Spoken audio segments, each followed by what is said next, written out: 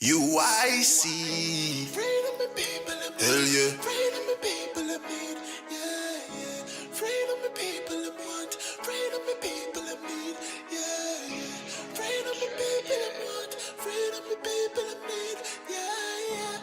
Freedom the people of want. Freedom the people of need. Yeah, Yeah.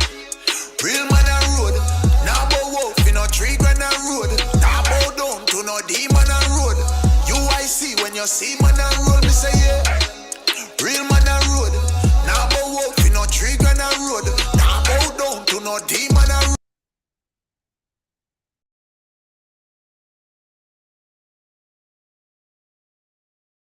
And good night. Greetings to all great people of our sacred planet. Tonight we have a very, very superb interview, out of view, with the United Independence Congress President, Mr. Joseph L. Patterson. And I will call it the reasoning. So whatever you're doing, I trust that a lot of you are home now and so on. Make sure you have your bottle of water or not necessarily any particular brand, but have your water if you pop in some corn. Of course, not the artist, but the one that you eat. Do so. Do so. If you're having some soup, having a little snack, good. Make sure you have everything with you and nothing is left either in the kitchen or wherever. Make sure you have all your snack.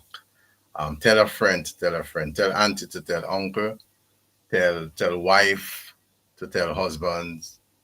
Tell brother to tell sister.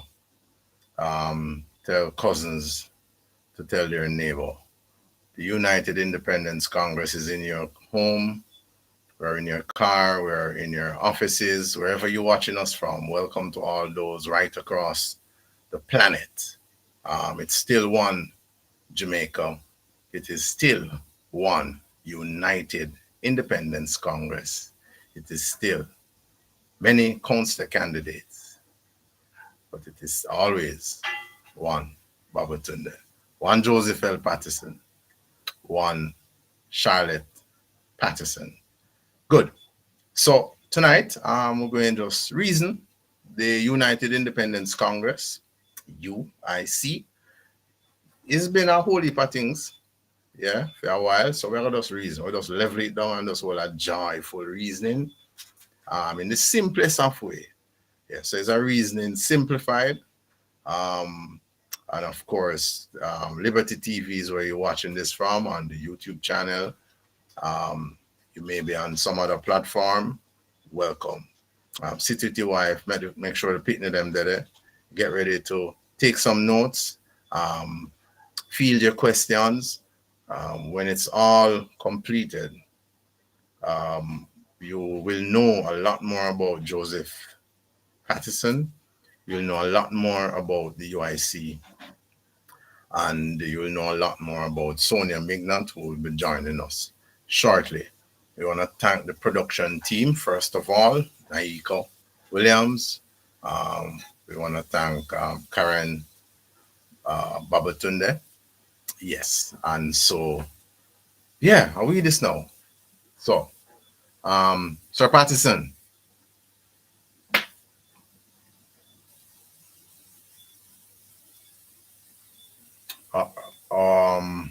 All right, so check on that mic, Sir Patterson. Yes, good evening, everyone. Good evening, Babatunde. Thank you very much for being on and for having me on tonight for our little chat.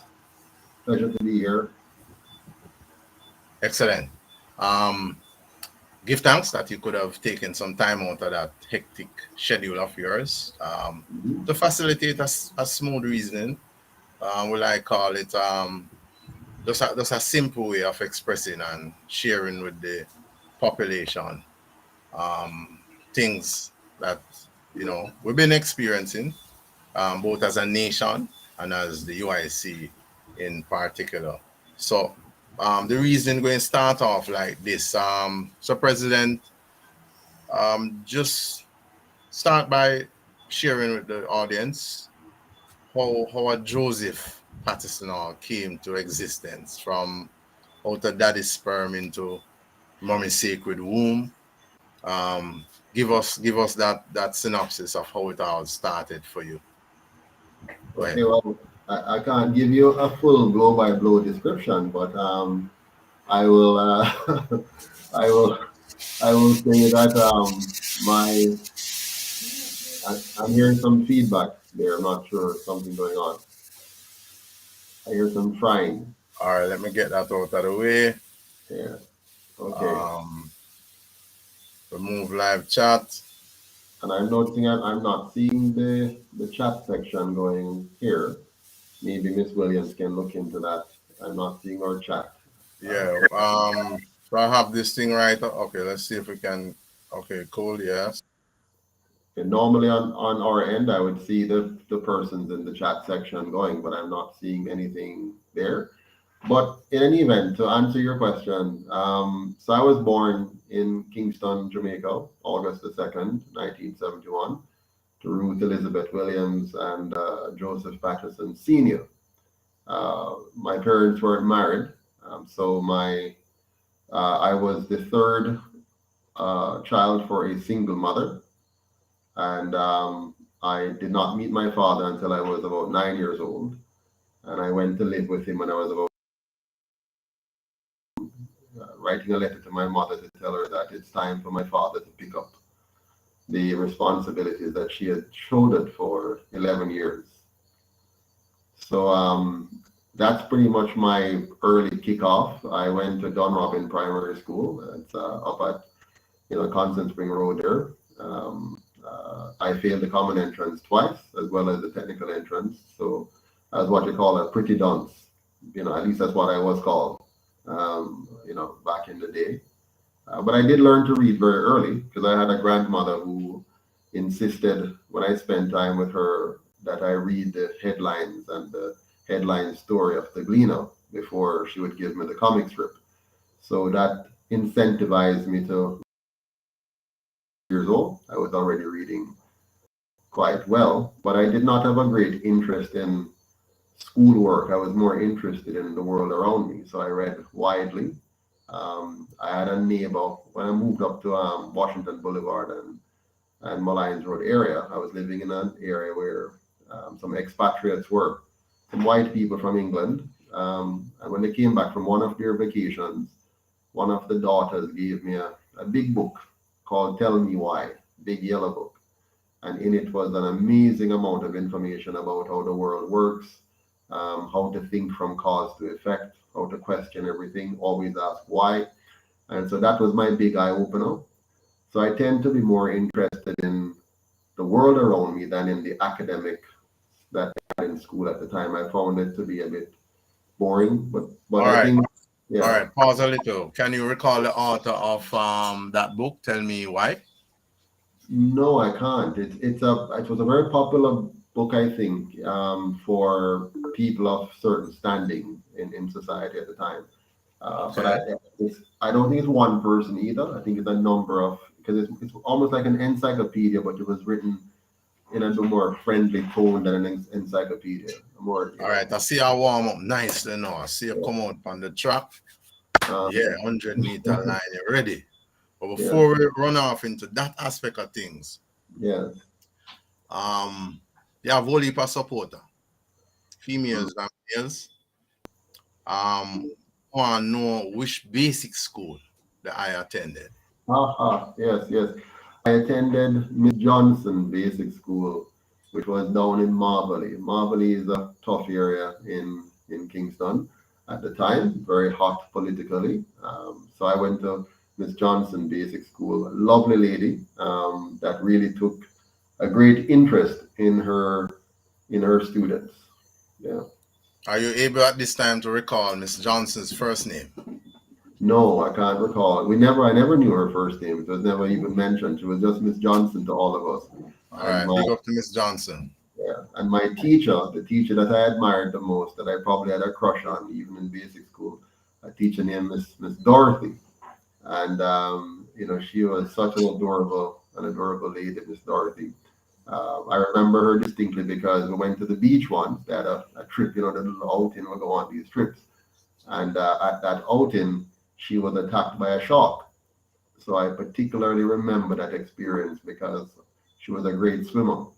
And yeah. Okay.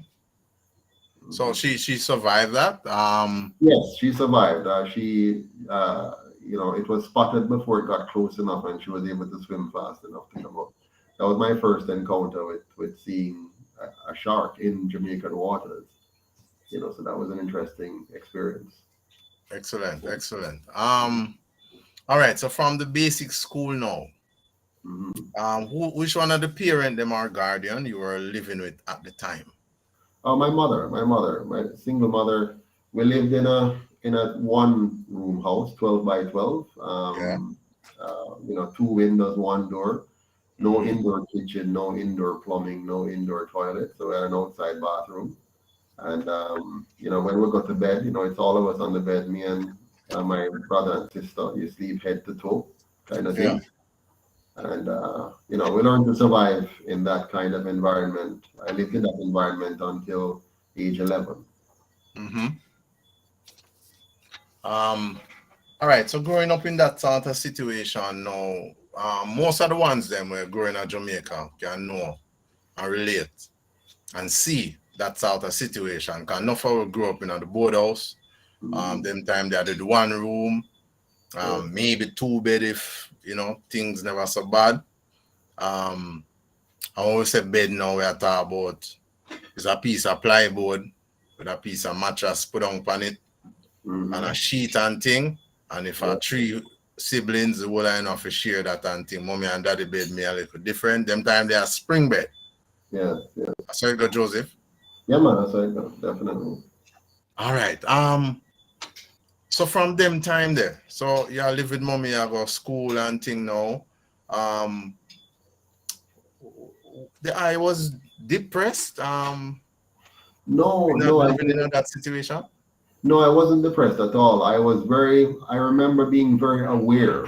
I mean, at the age of 7, I was very, very aware, very conscious of things. I remember saying to my mom, at around 7, I told her that I was going to get rich and take her out of poverty, and I was dead serious about it. She laughed, right? I said, "Mommy, I'm when I grow up, I'm going to get wealthy, and I'm going to take you out of this situation." And she said, "Yes, Yeah. son," and so on.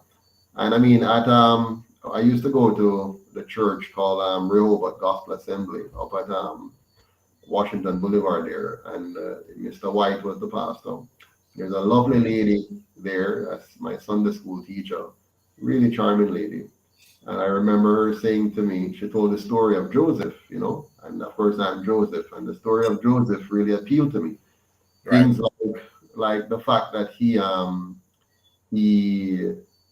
was very principled. He was able to withstand and overcome even an attempt by his own brothers to kill him, and how he rose to greatness in Egypt and took care of his people as well as other nations were benefited from his great wisdom and insight.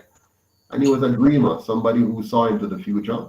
And Yeah. so I was guided by him. It became a part of my whole being, recognizing that all of us are called to a purpose and we need to be ready to do what we can to help others. Right. So while we know say a lot of ones are listening, so for the newer set of generation ones them now, Mhm. that story where you hear the president relating to is actually in the Bible.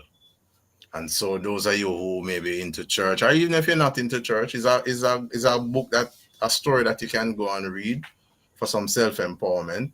Mhm. Um, and you will see now when you match that with how the president actually is, then you see the outline clearly. So all right, so you go on now, you come up, basic school, primary. Um, what age you started in terms of high school now or maybe secondary it was at the time? Yeah. What age that was? So that would have been around 13. I went from Dunrobin Primary when I ran away to live with my father in Meadowvale in uh, Portmore. I What went inspired to that? geez. I after visiting his home and seeing where he lived, he had a nice 3-bedroom home with satellite dish and big TV and refrigerator and more than one bathroom inside and nice kitchen and living room. I said, what is, so I got home and I wrote a letter to my mom and just say, no, sir, it's time for this man to take up some responsibility too. So I went to live with him. And he was happy for that because he was happy to get back at my mom. It's like, see him come live with me, and so he was quite different. He didn't, Anyway, so that happened, and I was there. I failed the technical entrance there at Gregory Park College, and then my father kind of switched a bit because he now realized that I wasn't bright, and he wanted a bright son. I was dunce. I can't write properly.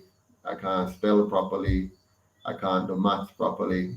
And at that time, I had two stepsisters, and they were just blazing a trail. They were doing very well, and they got government scholarship, passed to go to prestigious high school. And here I was, a dunce, my father's only, or my father's first son, and I'm a dunce. Yeah. So he was trying to get me into Dimtil Technical. He was trying to pay somebody, under the table to say just put him in there, because. And my stepmother said, it's pointless. There's no point paying money for him to go to a high school. Him can't do much with him head, so might as well send him somewhere to do something with his hands. So that's how I was enrolled at Spanish Town Secondary. At which point my father became completely disassociated from me from an academic standpoint. He just saw me as child labor. So I was used to do, I was used to do things in his business, like, clean the bar, pack the shelves, check off the cashiers. So he was no longer interested in me academically. It was All more right, just, hold up. yeah. Just don't lose that point. Yeah. We're on the point of daddy now being uninterested in him. Own and Pitney, just because I'm not up to that bright standard the way I expect. We have seen some of the audience have comment about the audio not clear. Okay. Sir President, are you able to hear I clearly? I am hearing you clearly. I'm hearing you clearly, very clearly. So I have no problems here. All right. So audience, sometime it may be your device, maybe your internet connection is not strong enough. So communicate again. Let us know if it has improved and so on. Maybe you have to move around to a particular corner of the house. If you're in Jamaica, if you're not, maybe you just keep watching until it improves. All right, Sir President. So you're on the subject matter of daddy now being uninterested in I'm on a picnic, just show him not upon that brightness level the way him expect. Before we return to that, how did the absence of daddy, when you say absence now, we are talking about not being present in the home with mommy, affected the eye? To be honest with you,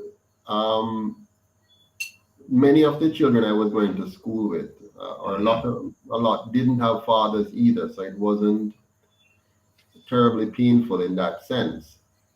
But I had a great mother who tried to be mother and father to all of us. She was superwoman. I mean, that lady did anything to take care of her kids. The only thing she couldn't do, she couldn't help us with our schoolwork because she was always working.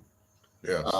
So I was never able to get any help with any of my class. I can't recall my mother sitting with me and helping me with my schoolwork. She always encouraged me. So I think not having a father, she had to work very hard to provide for the family. And I think she only had an education up to about the 9th or 10th grade. And so, she wasn't able to help me. But when I met my father, it was a strange feeling because I'm not used to that, having a father. So I recall he was even upset that I wouldn't call him daddy when because I don't see the value. I couldn't make that connection to call him It didn't make sense to me. So I think a dad is somebody who you have a good relationship with. My daughters call me daddy, and they say it easily. True. I could never say that easily for my father because we just never had that level of relationship. All right. Back to now the rejection of daddy. Yeah. Of the owner Pitney. You can elaborate a little bit more on that. Sure. So, I mean, when my stepmother pointed out that I couldn't do much with my brain, so I had to go to a school. I should go to a school where I could do more with my hands. And I was placed at Spanish Town Secondary. I quickly realized that Spanish Town Secondary was a school where it's a dumping ground of rejects. Yeah.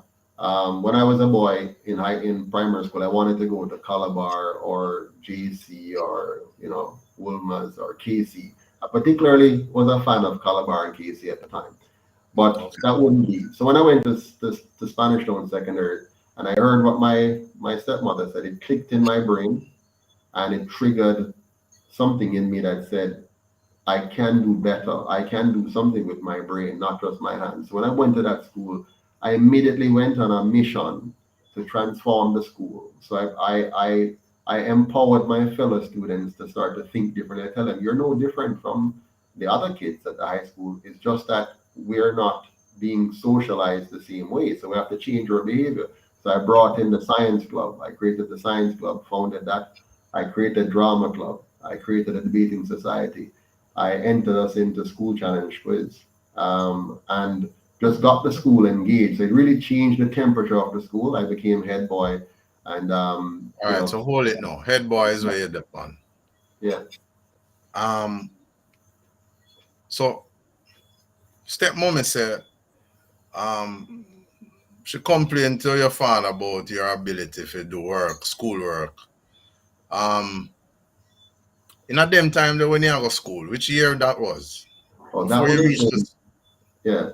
I entered Spanish Town Secondary 1 year late, 1984. Good. Hold it that's Yeah. now. In a 1984, we know the empowerment of the dark race, the various movement was in high gear, Black Panther, the effects of Malcolm X and them great ones there. Did that play any type of role or did it affect you in any positive way? I tell you something. Yes, it did, but in a different way. I was never, because of that book I got, the Tell Me Why book, Yeah. which was more of a liberal book, very liberal.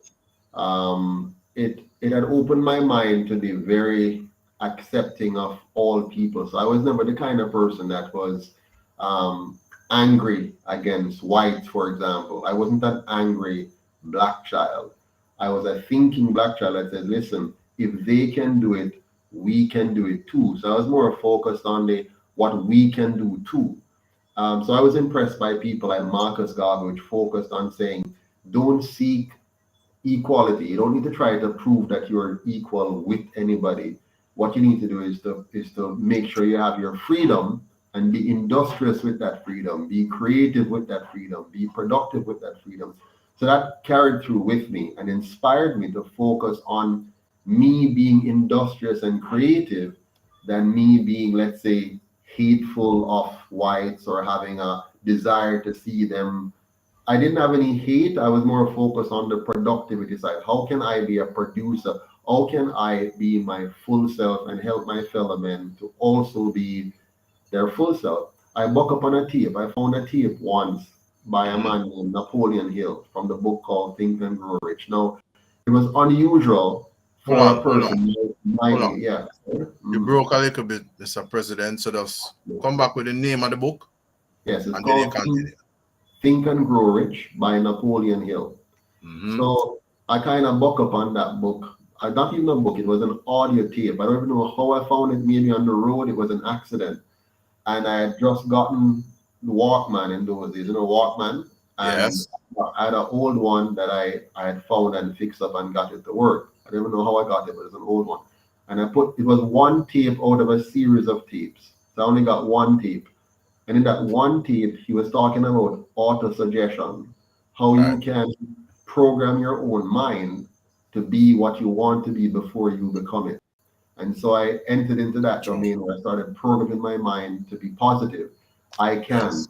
So I tell myself I can do this. And then I start to set goals and objectives, just like the book was saying. And that really changed my life because now, but regardless of all the problems around me, I found that I was ultimately responsible for me and can control my outcome. Excellent. What age did I return a little bit now to the Spanish Town Secondary, which is now Spanish Town High School experience? What age you enter in the institution there? So I got there when I was around 13, 12 going 13, and I was there until 16 plus. Which age you Um, say you would have master? Go ahead. no, you go ahead. Go ahead. Which age you say you would have say you master reading now in terms of you became competent at reading and expressing thyself? Well, that happened very early because if you had met me as a child, like 3 years old, from people used to always tell my mother, Ruth, where you get the boy from? They used to say, a foreign him come from because my my speaking, the way I Yeah. spoke was different. I was never, to be honest with you, I was never a good. I can speak patois very well, but that was never my first go-to. Like you meet some children and their first go-to is patois. Yeah, Uh, because that's the native language, yeah. exactly, that's the native language. But I think because of my grandmother with back in those days, the Gleaner was very particular about the use of language, yeah, the way they wrote and everything. And that's True. what I developed. So because she had me reading the Gleaner every time before I could get the comic strip, I developed that language and way of speaking. And then when I got the book, Tell Me Why at age 7, which is a big Mhm. book, it's a thick book, and so my vocabulary kind of exploded as well as my thinking because back at 7 I'm reading about how rainbows are formed, like the science behind it, not the mystical ideas of saying, well, God put a rainbow to remind people that he will never flood the earth again. That Yeah. wasn't the way this book talked. This book was about, no, what you're seeing is refraction of light rays, and Okay. when the light ray different and it's explaining all of that. And so at 7, that's the kind of thinking that I was having. No, I wasn't doing well in school because I wasn't following the path. So school have a path where a rigid path, but I was off. So by the time I was now 9, my mother took me to Tom Rincombe Library and also the library up in Duane Park, and I Mhm. joined. I was the only one of her 3 children who had any interest in joining the library. Then I Yes. started borrowing books. I was reading books on Malcolm X, Martin Luther King, Napoleon Bonaparte, Thomas Edison, Henry Ford, J.D. Rockefeller. So I was reading all of these books about all these different men and women who did Marie Curie, who did phenomenal things. And so Right. I was more, interested in learning that kind of stuff. So I did more reference books. I did more autobiographies. I loved science, so I would read my physics book. I would read math book like I read a novel. Like I'd read. I want to understand the theory behind it. The not the theory, the first principles, the history. How did Pythagoras come to develop the Pythagorean theorem? I wanted to understand not just how to do the math problem, the history behind it. Where did this come from? What is Yes. Euclidean geometry? Why is it named after him? And Mhm. so those were the things that really intrigued me as a child growing up. Excellent. All right, now. So what audience I follow very keenly. Spanish Town High School. Just complete the experience there. I mean, you Sure. start at 13, you did it till 16. You Yeah, it mentioned was a about how you powerful. impacted the school because of your empowerment. Give It us was some a more of that. powerful. It was a powerful experience. You're talking about changing everything. The school was a dull school. It was just a school of dunce children. That's the way we were described. Teachers who had little or no interest in the kids because they were so unruly and not going anywhere. And all of that changed overnight. Overnight, you had a school where we now had a science club and people involved in science experiment and trying to enter competition. You had a drama club where they're now organizing skits and plays to reflect real life. You had a full body student council. And then what would happen now? I led the students to start to say they have rights. They also have responsibility. They should take responsibility for their own learning. So we now start to go beyond teachers. Teachers now also had to be more careful because, one teacher, for example, a student teacher used a duster and hit a student in one of her class.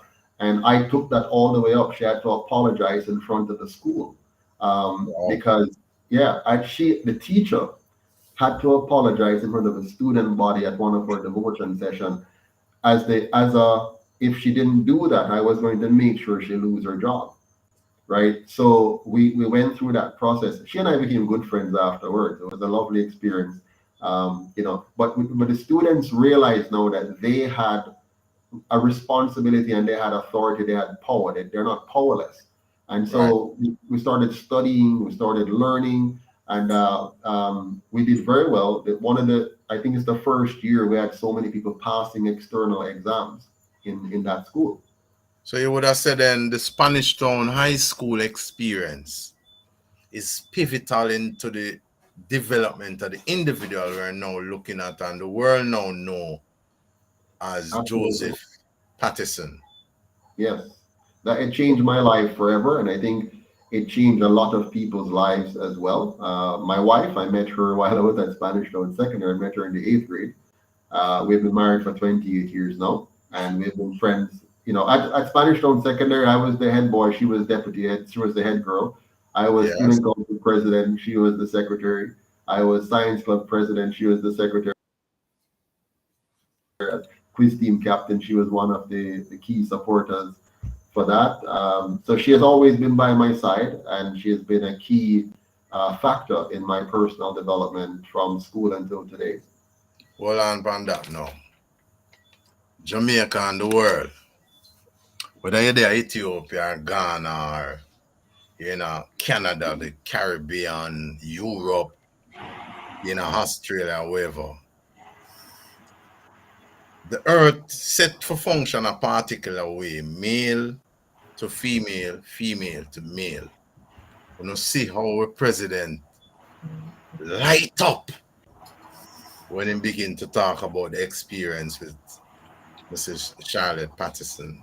And why we pause it, because we are sure we want to point out to the audience that no matter how great you're going to be or whatever, first we have to come out a woman and a man, and then we take on a certain culturalization. And so no society must ever force males to fight against females or females to fight against male. Why you give us some more of that story there, because that thing it have get up the fire pan now, the love pan now, steamy. So, Sir President, when you saw this adorable goddess princess, you can recall what the first word you said to her? Yes, when I saw her, I must tell you, and she was the cleanest, prettiest, vibrant, disciplined, outstanding person in the entire classroom. I mean, she was a magnet. I was completely fixated on her. I think she pretended as if she didn't see me. She behaved as if, I wasn't nothing and things. So I remember the first time I tried to speak to her was actually I snuck up behind her and gave her a kiss on the cheek. And she gave me a big box in the classroom, I tell you. A big box in the classroom. So that was my first encounter. My first, I saw her and hold on. It get the juice about to come out. Wait now. So youths, listen carefully to the president of the United Independence Congress and take notes. So president admired the daughter from a longer time. Now, President come up with a way and say, yo, she ignore me too long enough. And him approach her and kissed her on the cheek. I hope I make note of you to see the result one. Focus on the part there, the response. How Charlotte responded after being given a surprise kiss. So minus the part they know when you know how to approach the daughter them and thing. Must be words and so on, communicate your interest and so on. Okay, so on to Joseph, get a box. Run it, President. It's interesting. Go on. On the same part, you know. Yeah, so after that, I mean, after that encounter, we started to talk and develop a friendship. We were friends first. Whenever when we just talk to each other and get to know each other, and then by the end of the 8th grade, we decided that we were a good fit for each other. And I remember when we were leaving high school. Now the year No, we wait. yeah. After that encounter where you kissed her and you got a box gift. Yeah. How no move from that point now? Talk us So through that part. we really just started talking to each other, and we started to spend time together, sit closer together in class, start to share notes and share. She was very helpful with my lessons because she had a much better handwriting than me. So she'd help me to write stuff. Right. I could talk, I could dictate, and she would write, and we developed into a team right here in school. We just started to work together. She was very good at English while I was stronger at mathematics. Okay. She was stronger at literature. I'm stronger in the sciences. So we would, help each other with that. And I used to teach her sometime on the weekends, and we'd always have a fight, because I'm a tough teacher, and we'd fight and stuff, and then make up and whatever, because Fight, nothing physical, just no, just arguing and stuff, and she gets vexed and say, "All right, nobody tell me nothing more," because I have to explain a math problem, and they said, "Look, see it, man, and whatever, and stuff." So that's how we developed, and we just naturally worked together at just about everything. It was amazing when they made us head boy and head girl, because we had no idea that they would. It was kind of obvious that I was going to be selected head boy after a while, because at Spanish Town Secondary, you actually become deputy head boy and head girl first to see if you're fit enough to be head boy and head girl. So we were both deputies before, and so we were shocked at that, and we just kind of grew together. So we became friends, really good friends, and we worked well together. Yeah. So we are going good now, and we see the artists the audience put on the popcorn and the drinks and a tuning. So importantly, we want to make known and point out and emphasize the response. So after President said this chocolate, this rose, this angel, whatever adjective you want to use to describe her, he make an approach which wasn't the best one, and the response was a box. No, you notice him didn't respond and start a fight with her, physical fight, and some males come now, boys. Boy them in the school. Some of you in the universities too, and so on.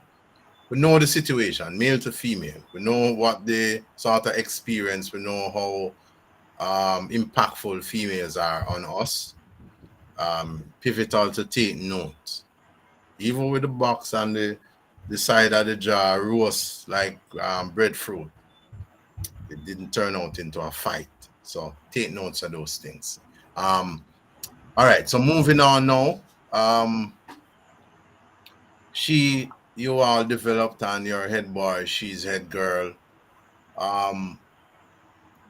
When you communicate closely and so on, you left Spanish Town at 16. What happened to this relationship? And make don't double barrel the question. When you left Spanish Town, what happened thereafter? Well, I went on to St. Anne Technical High School because I had passed a test to go there. That school had a program where they took in the brightest of the batch from the secondary school into a trades program. So I went there, and Charlotte, her mother was already living in Canada, so her mother had filed for her, and so she went to live with her mother in Canada. So we were now separated. But before we got separated, we made a vow to each other that when we finished college, we would get married. And so, Wow. yeah. So even though we lived apart, you know, yeah. We as soon as we finished college later on, then we got together and got married as we had vowed to each other back in grade 10. All right, we're going to come back to that. I'm not seeing the questions from the audience, so if you are seeing it on your side. No, I'm not seeing it, but I think Naika can bring it on, and I think we have Sonia Mignat and Mark Cameron on here with us, so they can always come in. And, All right, so they have joined. Oh, oh yes, excellent. they've been All right. waiting patiently in the room. What? Yeah, so All right, all right. Sonia, welcome. Fix your camera a little bit. Excellent. Mark, welcome. Thank you. I wasn't aware that you're both on, so I'm going to take a pause. We're going to bring Sonia in. Introduce yourself to our audience. Mark, thereafter, you'll do the same after Sonia complete, and then it will be your time to throw in some questions, Mark, and then I'll join in again. So go ahead, Sonia. Hi, everyone. Hi, Positive Uniters. I'm Sonia. I live in, I'm in Toronto right now. Okay. And, yeah. Good.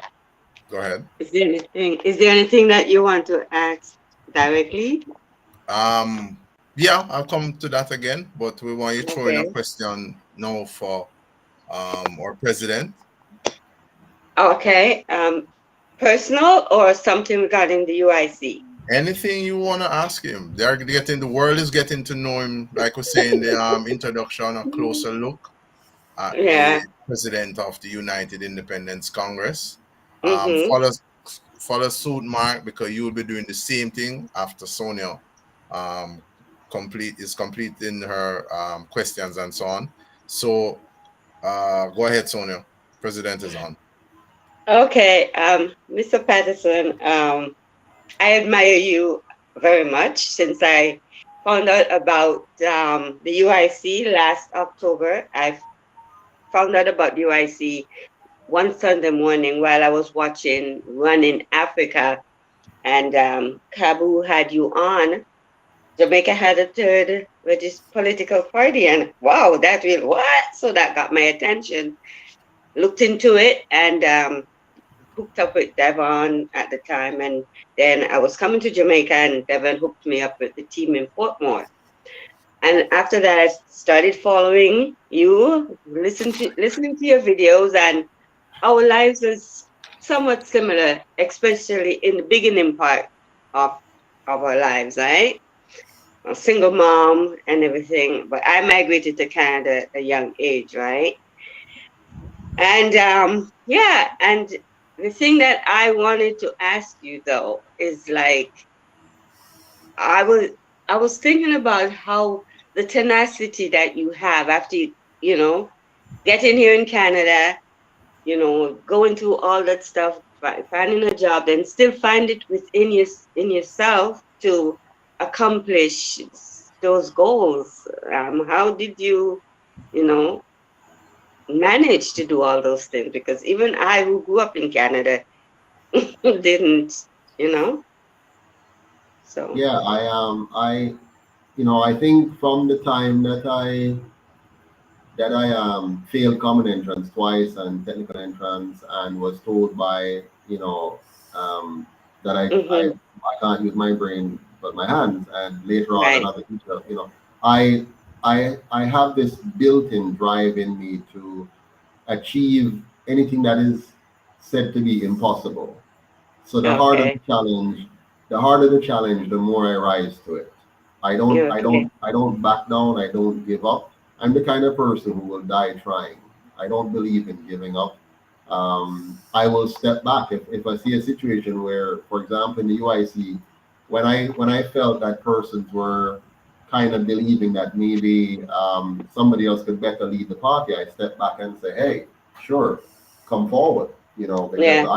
I'm not afraid of that, and I'm not afraid of being contested. I'm not afraid of anything like that. So I am in Canada, regardless of the odds, I was determined to succeed, to overcome every challenge, whether it's unemployment or, you might have heard me in other times talk about racism. And I tell people in Canada, I have never experienced racism, which is weird, weird because you hear, Very weird because I've yeah, experienced that, yeah, I've so many never, times. because what I found that people will hire you if you're good.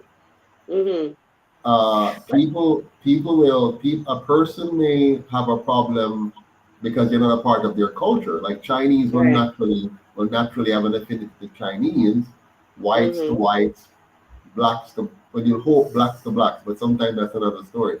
So, but in my experience, I found the more I build myself, the more I became competent, was the Hmm. easier for me to rise through the chain in Canada. So, for example, when I was only Hmm. 35, I was already director of finance in the government. When the Hmm. average position, the average age in that position was around 50. Like the average Right. age is 50. So, but how did that happen? Because I applied myself. I was never afraid to challenge myself to do better. And I never have Right. in my mind, I never think to myself, oh, I'm not going to get this job because I'm black. I never have those Hmm. thoughts. My wife and I would always have these discussions. And Right.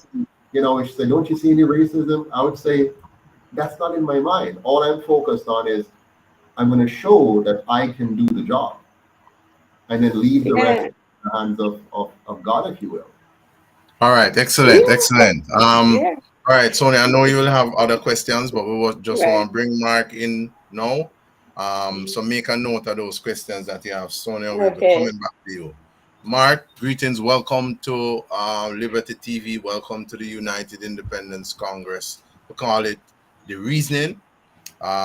We just reveal some more things about our president and so on, as the world look on, particularly the natives of this great land.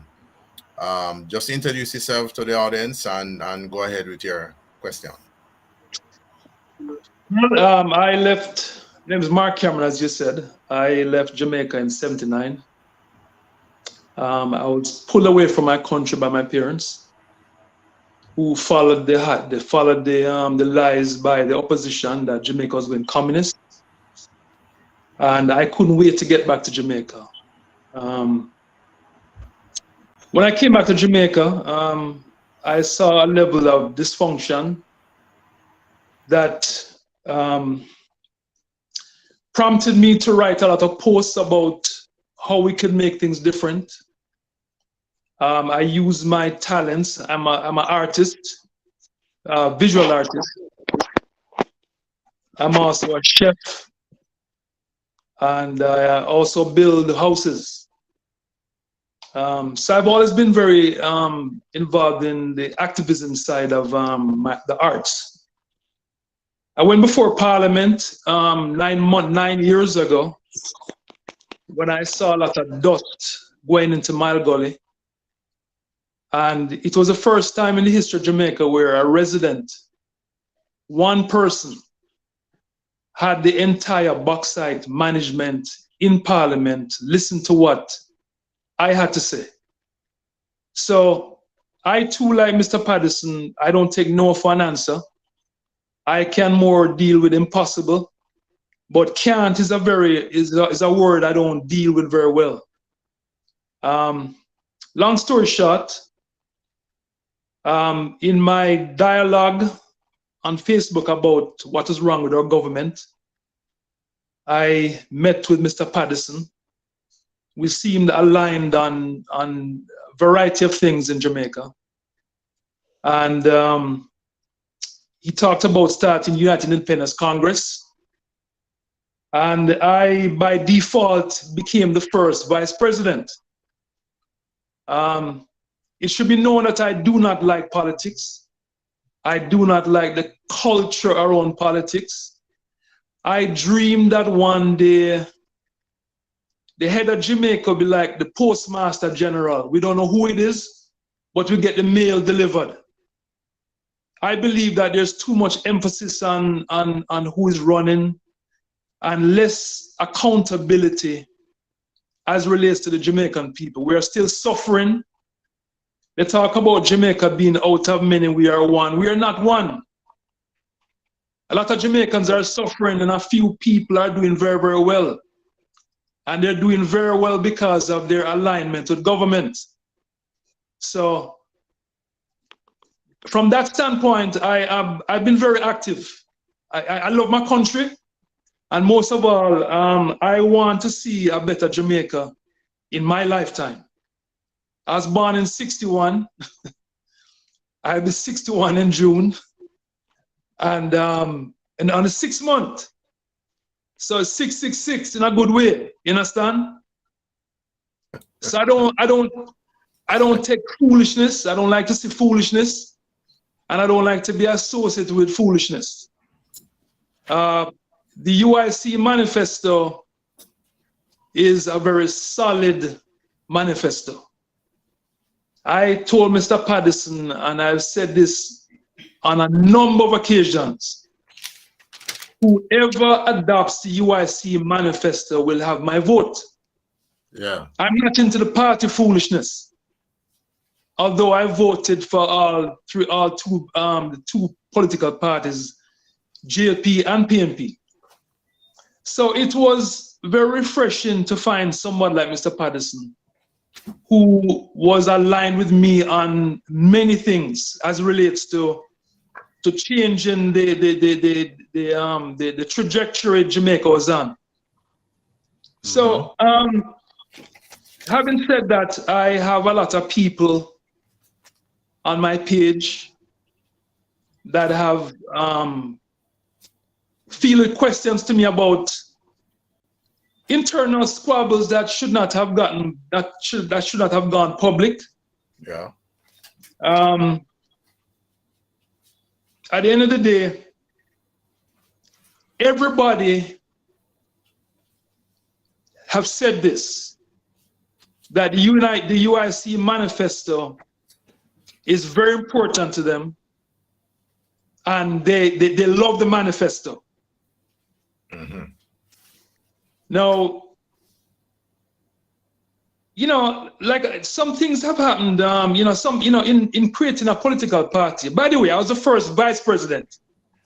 I don't know if I mentioned that before, or maybe I'm repeating what I just said. Yeah, you said that, but emphasis is okay. Good. Yeah. Anyhow, we put together processes that will ensure that even if a crook got into a movement, it's not going to work out for them, because the process is not going to allow you to benefit at the expense of the Jamaican people. So it was one of the most crucial elements of the UIC to make sure that, because the process today is what allows these people to become criminals. Uh-huh. It allows them to use loopholes to get around the system to be enrich themselves. Most politicians today are rich out of politics. They're going broke. Most of them going fairly broke and come out rich. And we can't continue as a country like that. Anyhow, putting all that aside, yes. The integrity of this movement is very, very important to me, and most of the people that are associated with me. Mm-hmm. I do not want to be involved in any organization that doesn't represent what I believe in, because when I testify for the UIC, people are listening to me based on my integrity and what I feel about the movement. True. Because I was there from the beginning. And we have, Mr. Patterson and I have had several conversations about image, how things look, the processes that we put in place to ensure that full transparency, all of those things that I find very important. And we both agree that they were important. Excellent. So in the last couple of weeks, having heard a lot of questions from my friends and associates, there's some things that I'd like to clear up. And I believe that it was important that I asked Mr. Patterson these questions directly. Excellent. Like I said, I wasn't a part of the inner workings recently because I've been very busy with my own life. And I knew that UIC was in good hands. I met a couple of the candidates. I met Devon, I met Marvin, who I marched with in Mandeville. I don't know what transpired between Mr. Patterson and Marvin and everybody else, but there's a lot of things that went down that was very disheartening. It was hurtful. Yeah. Because I saw unity. I saw unity based on a platform that we all believed was the best. And all of a sudden, man, I just felt really hurt about what I saw. Anyhow, there's some questions that I have from my friends that I'd like to have answered. And the first one is as relates to the bank account for the UIC. Yeah. When I spoke to Mr. Patterson about the bank account early on, because I thought it was important that there is a complete separation with the UIC funds, our own personal funds, and accountability and transparency and an independent audit. That was important to me, and as expressed by Mr. Patterson as well. So the first question I have is, why did we not open a separate account for the UIC? Why is it tied up in Mr. Patterson and his wife's account? And does anybody else have access to those funds outside of Mr. Patterson and his wife? That's the first question. Go ahead, Mr. President, your time. All right, Mike, you're on mute. You're on mute. Yeah, sorry about that. Yeah, thanks for that question, Mark. And all the persons who have been involved with the UIC from the beginning until now are fully conversant with the banking situation and the accounting situation. The UIC has never been granted a commercial bank account after several attempts with all the different banks, Scotia, NCB, JMMB, Jamaica National, you name it. We have reached out to all of them to try to open an account. I did a very full interview on this. In fact, I've done several interviews on this, on Running Africa, on Best FM, on Love FM, on CVM, and I've explained prior to now, long before now, and every single solitary member of the leadership of the organization from day one to now know that we were not granted a bank account to operate in Jamaica. All the founding members and organizers of the UIC knew that the PayPal account that we use was donated by my wife to the UIC because the UIC had no ways of receiving funds from around the world because we had no account for that.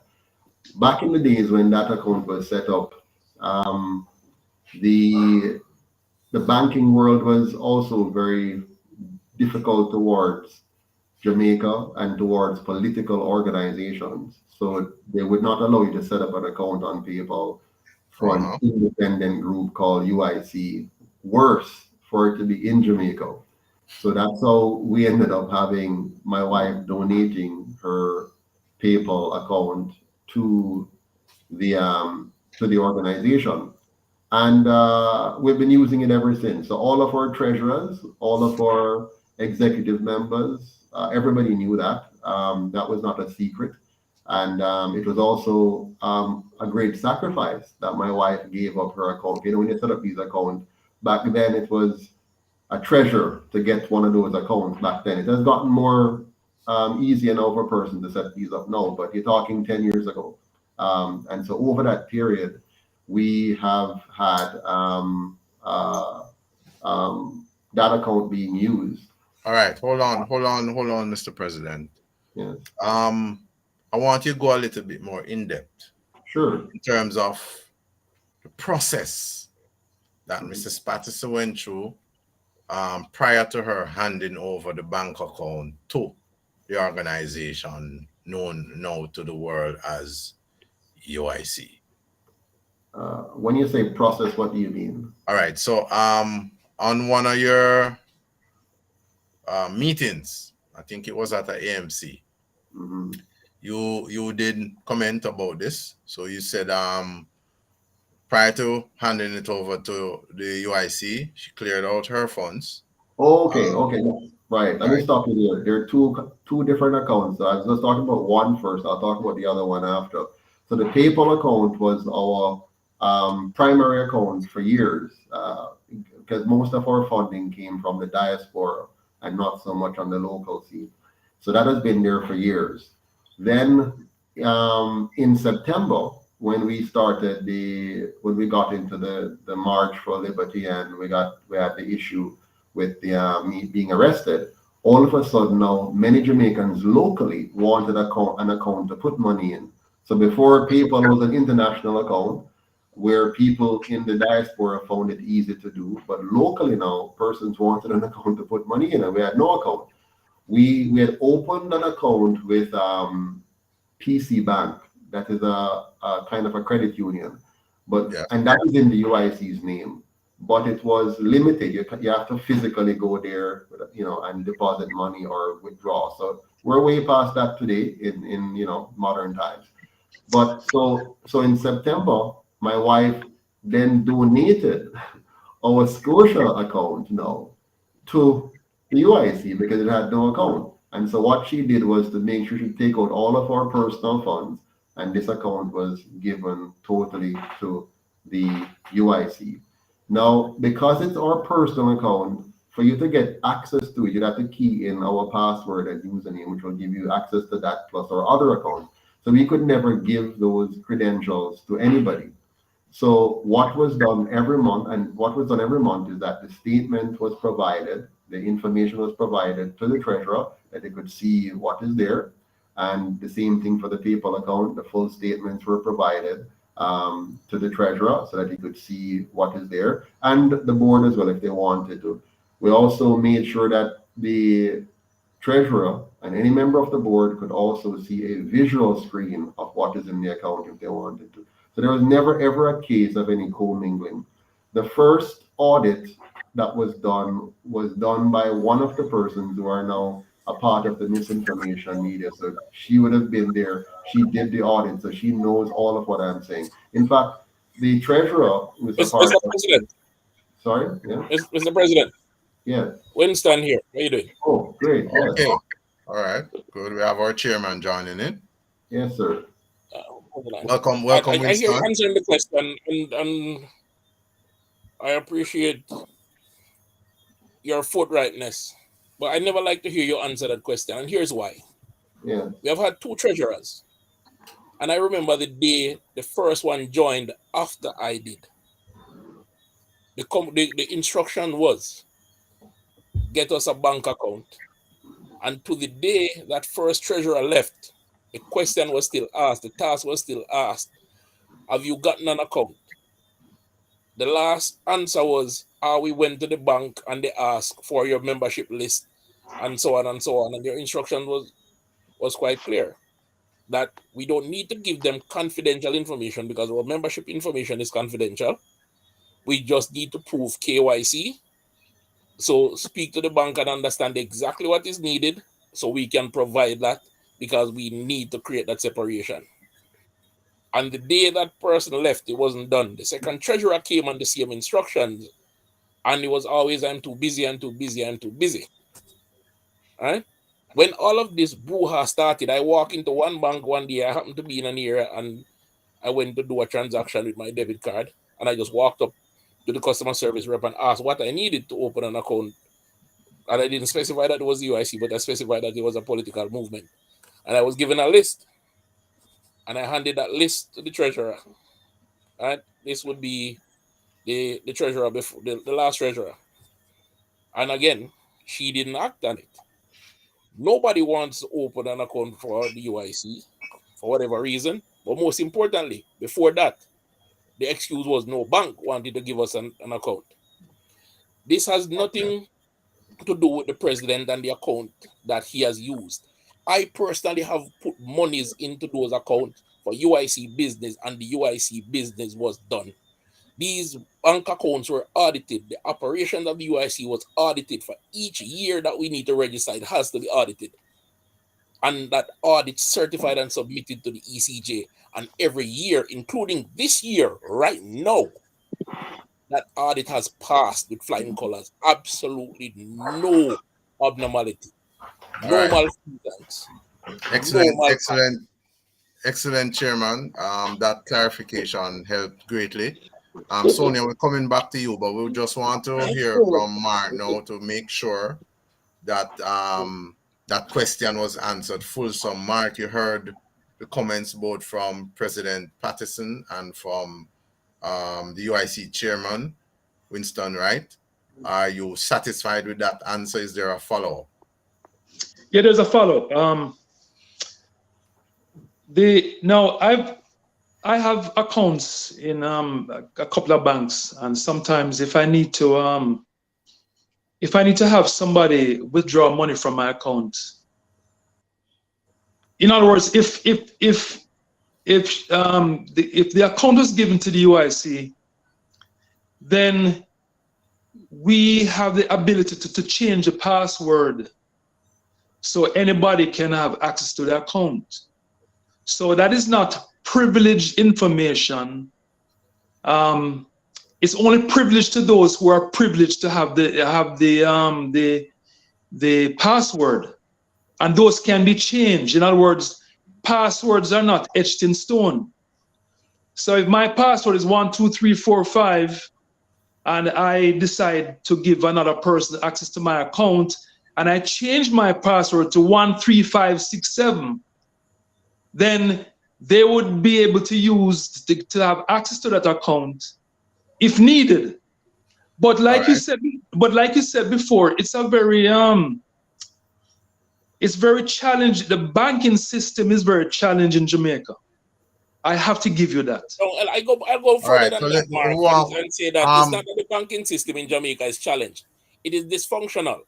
The government had to go out the other day and created a separate tranche of accounts for poor people who could not meet the KYC requirements. And even now, those persons have still not been able to take up the government's solution to their problems. Any bank you go, I myself, as an aviation professional for the greater part of 25 years, have had problems opening a bank account in Jamaica. I have deposited my hard-earned money that I've made overseas in my account, and when I go there to withdraw it, the bank is telling me that I can't get it. I have to make a fuss. So the banking system in Jamaica is predatory because of what the government is doing, because of what is happening, because of the influence of special interest money. These banks don't need that is true.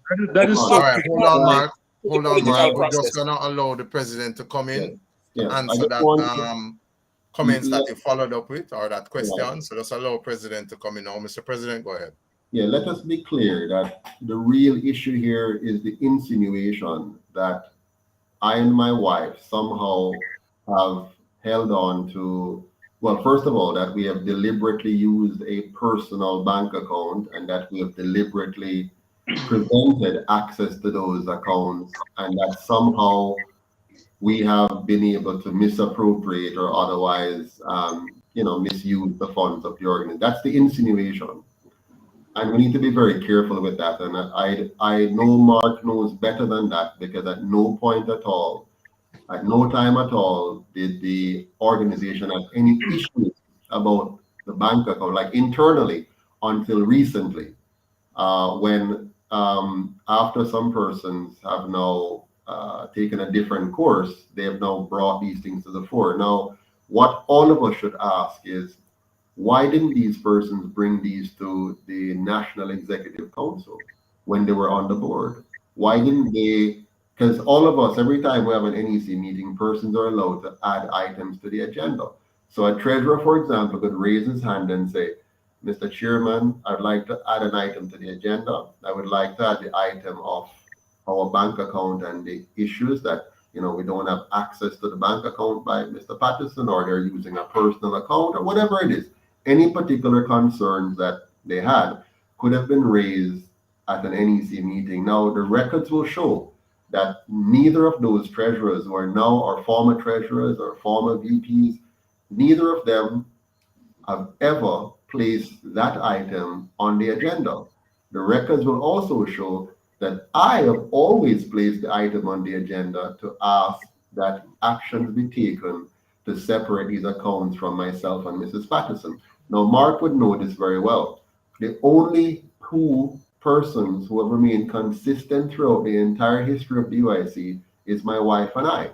So oftentimes, person will just get up, for example, and resign. They'll just leave the organization. They just, their life is busy. They have things to go and do with their family. Who wants to spend their time doing UIC stuff? So they will get up and go. Now, it always falls to us. I'll give you one example. The PC bank account was opened by Naima Grandison and another young lady from the UIC. She was treasurer at the time and he was vice president. They both opened that account. My name was not in it. Mrs. Patterson's name was not in it. When later on, they added my name was added to the account. And then when both of them left the organization, we had a problem, because now we no longer had signing officers except myself, and you needed 2 signatures to sign. So we had to hurriedly beg the person who left as treasurer to come back into the bank and add Mrs. Patterson, which is the only other constant we can have. Now, we're here today quarreling about the UIC because Mrs. Patterson and I have remained the one constant who carried every bucket of water, every piece of lumber, to make sure that the UIC is now here to be fought over. If we had not stayed the course through all this time and suffered all the privation and all the insults and all of the attacks and all of the issues, there'd be no spoils to fight over today. One thing is for certain. You see this audit here? This is the audit for 2021 in my hand. This is the audit document here. I'll show you the signature of the auditor. There it is, stamped and sealed and signed by the auditor. This is our audit for 2021. There is absolutely nothing at all that is found to be fraudulent or otherwise wrong with our books and accounts. The only one more time, Mr. President. One more time. Show that to the world again. Bring it closer to the camera. Yeah, here it is. See the world. Have a look at that. Signed and sealed by the auditor. Here's the front cover. Here's the front cover of our audit for 2021. Hope you can see it clearly, right? And just to show you the first statement, this is the balance sheet. This is the balance sheet. You can see the balance sheet here. I hope you can see clearly as best as I can, right? And it tells you the cash position. The cash position at the end of the year was $1.565 million. The previous year was only $38,341 in ending cash position. Now, as the organization begins to get better and begins to get prettier and begins to have more members, some persons might believe, you know what, maybe it's better now for us to have a different set of leaders. Maybe we need to get rid of Mr. Patterson now and take over this thing and run it ourselves, because they have different ambitions and different objectives. But the bottom line is, all those persons had to do is to run for president. We have now had 2 AMCs on here, 2 AMCs, and none of them have ever stepped forward and said, I want to be president. Why try to take the organization through the back door? Take it through the front door. Challenge me openly. They could have raised those questions in the NEC. They could have brought those questions to the AMC, which is the Annual Members Congress, and said, members, we have a problem, and brought those questions, brought those concerns to the members and said, members, Mr. Patterson is doing something wrong, and I'm running for president against him because he's doing something wrong, and here are the wrong things he's doing, and challenge me openly. That would be perfect. And then you, the members, now would have had a chance to ask all the questions and dig in and investigate, and would have had our meeting, and then you'd have a vote, and you'd vote for one of them or for me. They were cowards.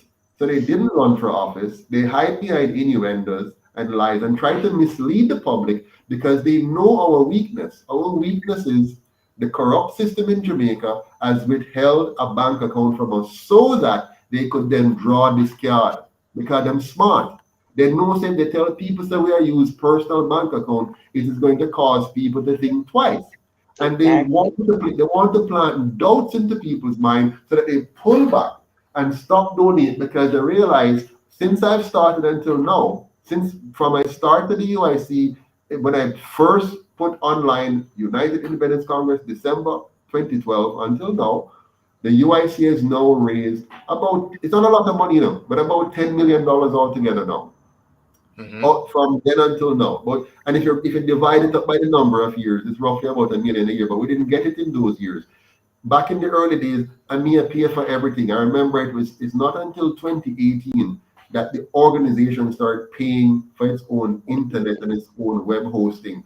Prior to all of that, every month, when nobody else not here, me have to reach into my pocket with no promise that one day the organization would succeed. I paid every bill that needed to be paid. I suffered every indignation that needed to be suffered. I went everywhere that needed to be gone to.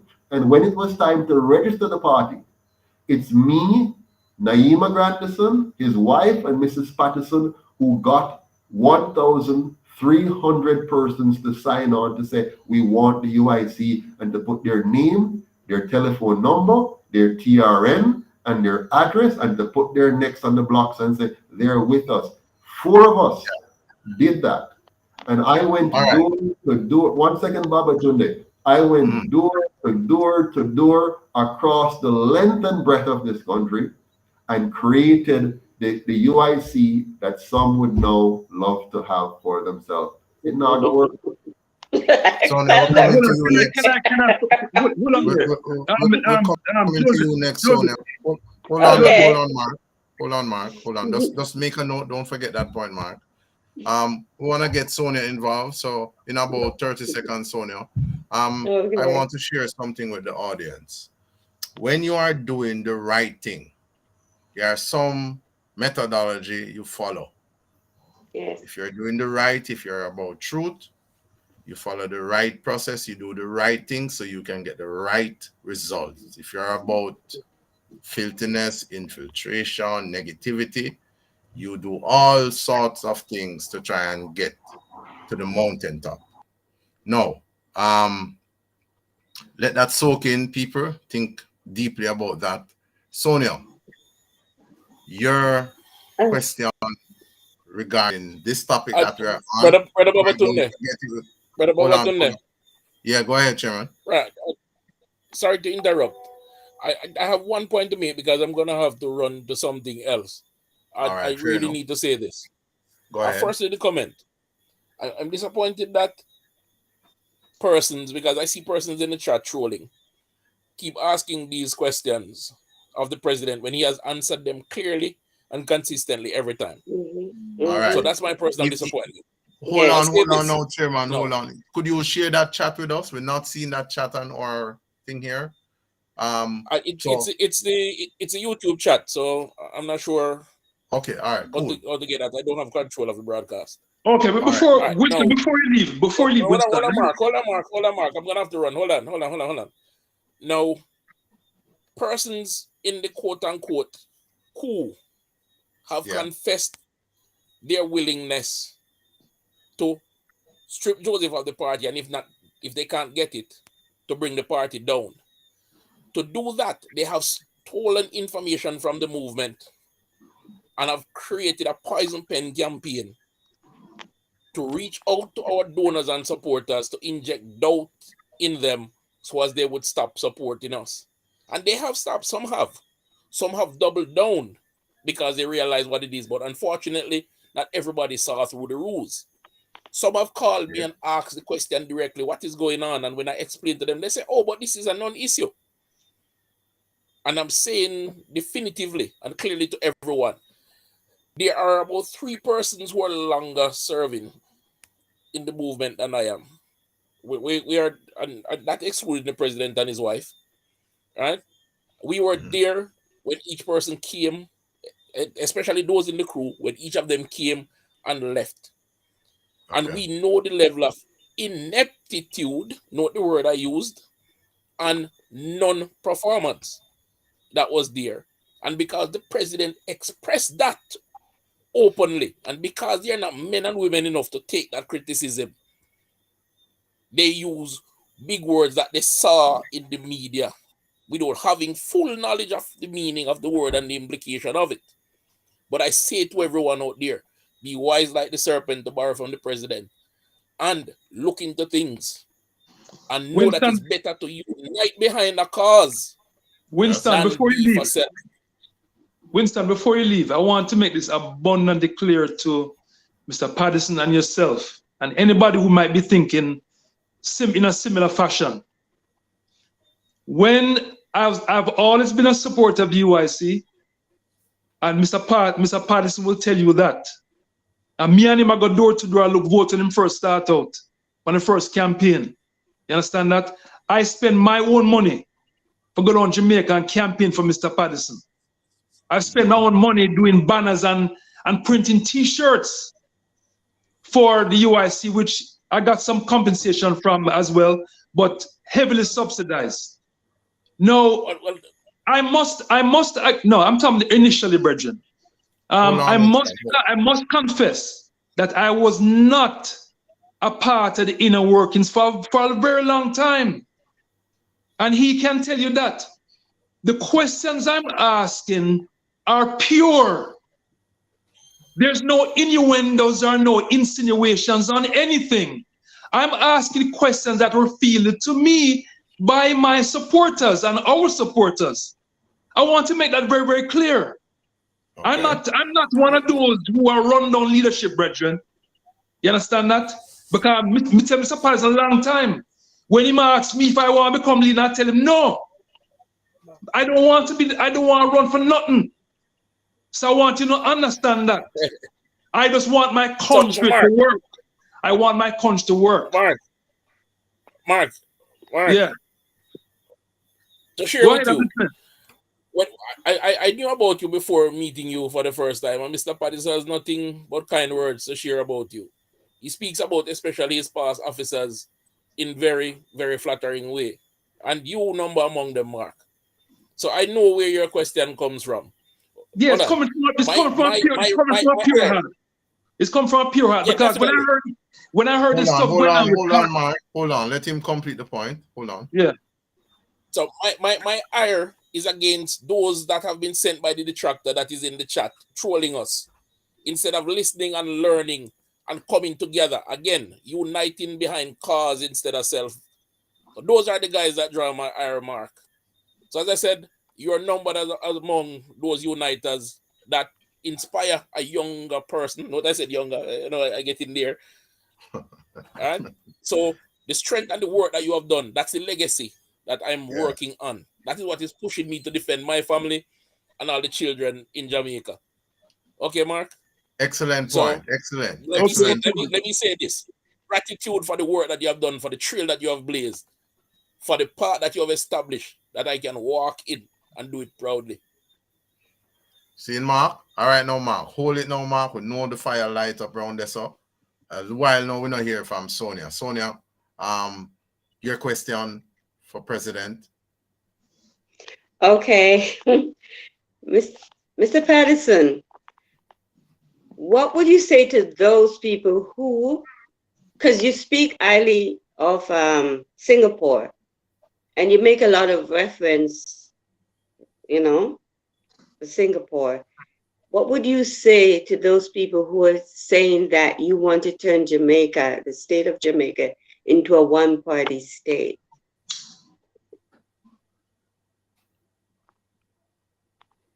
All right, Mike, Sir President. Mike, get your mic on, Sorry. I keep muting myself to make sure that you don't get any feedback. But that's a good question, because I know people are misunderstanding. Right. The UIC is for a non-partisan constitutional republic. And what that means is that we're going to take the partisan nature out of the politics. So it won't be a one-party state, it will be a non-partisan state. And what we mean by that, Mark is one of the original founders of this idea. The idea of us having, instead of us having private sector funding political parties, we have a publicly funded system that treats all candidates equally, and they get the same access to radio, television, newspaper, and so you're funding the candidate, not the party. Now the party can no longer fund candidates. The PSOJ can no longer fund candidates. Every candidate gets the same access to the media, the same access to internet, radio, television, and newspaper. What this will do, they'll now become beholden to the voters and no longer beholden to who can give them the most money to have an advantage in the campaign. So we'll move from party to people, from party to people. So now, because the party is no longer so prominent in the process, the people now get to look at the candidates. The candidates no longer have money to buy votes because they're being given the same platform. Mark used to call it a debate system. You know, we do debates, but this is bigger than just debates. Now you have, as a candidate, when you sign up and you meet the requirements, you now can give your speech, which is on the TV profile like any other candidate. So a poor man have the same access now to TV as the rich man, the same access to newspaper, the same access to internet, and so on. And this will give the people a chance to focus on content instead of who has the most money to make the most noise. And that's how we create a non-partisan system, because party become less important and the people and the candidate now have greater access to each other without the noise and distortion of those who have the most money. By the way, this is lovely. This is going to be unique to Jamaica. We're now blazing a trail in terms of the kind of political system, the kind of representational politics, the kind of non-monetized politics, by making it more democratic and more accessible at the local level. All right. I think also that it removes the delegates, because delegates can collude to see who they want to select for each parish. Whereas in our system, the candidate goes out and gets nominations from their own constituency. Yes. So we don't provide candidates for each parish. They have to submit them. They have to submit their application, so to speak, and their interest in running for the parish. Mm-hmm. We vet them the criminal aspect of things, make sure that they're not criminals, but they have to be respected by their peers. They're the ones who are going to run their parish, not us. You know, we're just an umbrella for people who want to represent their own constituency. You know, which is the most democratic way to have. I mean, it almost mimics the African system, where you'd have the respected people actually running, making decisions for the collective good. You know, so if people understood how important the UIC's manifesto is, I think that they would, the little squabbles, if they look on the bigger picture, all right. I understand there are growing pains, okay, when you start a new party. Believe me, yes. I'm amazed at how far we've gone on the backs of Mr. Patterson and his wife. I mean, they've done a lot of work, you know. I mean, I've seen. I can imagine. I have seen his wife, Mrs. Patterson. You can tell she's not a political person, but she's a a woman that loves people. Yes. Also, you know, I have a camera, right? And if I show you some pictures, you'll probably what you think is a professional photographer. I follow them around, but that's who I am. I take pictures. And sometimes I see her holding a little baby. You know, I remember one time they're fixing her car in a not so nice part of town. Because when I fix my vehicles, whoever give me the best price, that me deal with. Sure. So I called Mr. Patterson and said, hey, there's a guy that can fix a brake up in my town, you know. And he came there and, you know, he's fixing the brakes, and I saw his wife outside of camera range, picking up this young girl and engaging as a mother would. And it was the purest form of expression. See, and she had no idea that she had no idea that she was being recorded. Yes, sir. She didn't know, you know, and you know, I just hope that we can look on the bigger picture as Jamaicans, and realize that this is the chance that we have to change the trajectory of Jamaica. And we have to really have a meeting of the mind, so to speak, and have all persons who are not who are affected, who have issues, and hammer them out, because there's a greater concern than what we have in our own movement right now. There's a greater concern that needs, and it's our concern is pale in comparison to what's going on in the political realm in Jamaica today. I'm going to just inject something right now. I'm coming to you, Sir President. A lot of individuals do realize and welcome the opportunity that has been presented by the United Independence Congress. What is in the space currently is a few who have access to certain platforms and a certain following. They have an agenda. They are being coerced to do what they are doing. But the masses of the people is welcoming. They know what's there. They appreciate of it. The president had made a comment earlier about Singapore. What I want to inject into the brain of the audience right now. This virgin named Lee Kwan came to Jamaica, observed the model that we had when Jamaica was successful. For the newer generation, there was a point in time when the Jamaican dollar superseded the US currency in value. Overstand? What Lee Kwan did was to take the model of how we operated to the fullest of the fullest letter, and implemented it into his country.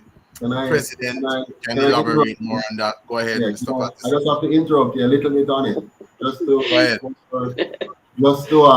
just to make sure that, you know, we get the full picture. Singapore, clarification is good. Singapore's leader, Lee Kuan Yew, was a brilliant man, and what he did is something that I have tried to do. He went to many countries. He was schooled in England, where he did law. He went to Canada. He went to Australia. He went to New Zealand. He went all over the place. And what he did was to look at every country and see what is it that they do good and what is it that they don't do so good. In his book, From Third World to First World, he actually mentioned Jamaica in very unfavorable terms because of some practices which he saw that we had here. But what he did is what we didn't do. The first thing Lee Kuan Yew did, which is very important, was to ensure that it was unequivocal that his government would not tolerate any form of corruption whatsoever. That's the number one thing he did. And so he stamped out corruption at the get-go, to the point where he sacrificed his own friend, who was caught with a taint of corruption, who was also a founder of his party and a founder of his a member of his first government, and a close friend of his for life from childhood. And he allowed him to suffer the consequences of being even slightly tainted by corruption as a minister of government. So he set the tone from the top. You always heard the UIC talk about top down, Right. dealing with yeah. So he did from the top down. The second thing he did was to make sure Singapore was one of the safest country on the planet by having a police service that was very, very well trained and focused on solving problems at the early set, the community level. He followed that up by making Singapore one of the cleanest and greenest space on earth. And then he also ensured a very orderly society. And he topped all of that off by making education a number one priority. The brightest Jamaican math student is Singapore's Dunces math student. The brightest one in Jamaica is Singapore's Dunces. Now, so he found the model, and I want to give him full credit, Babatunde.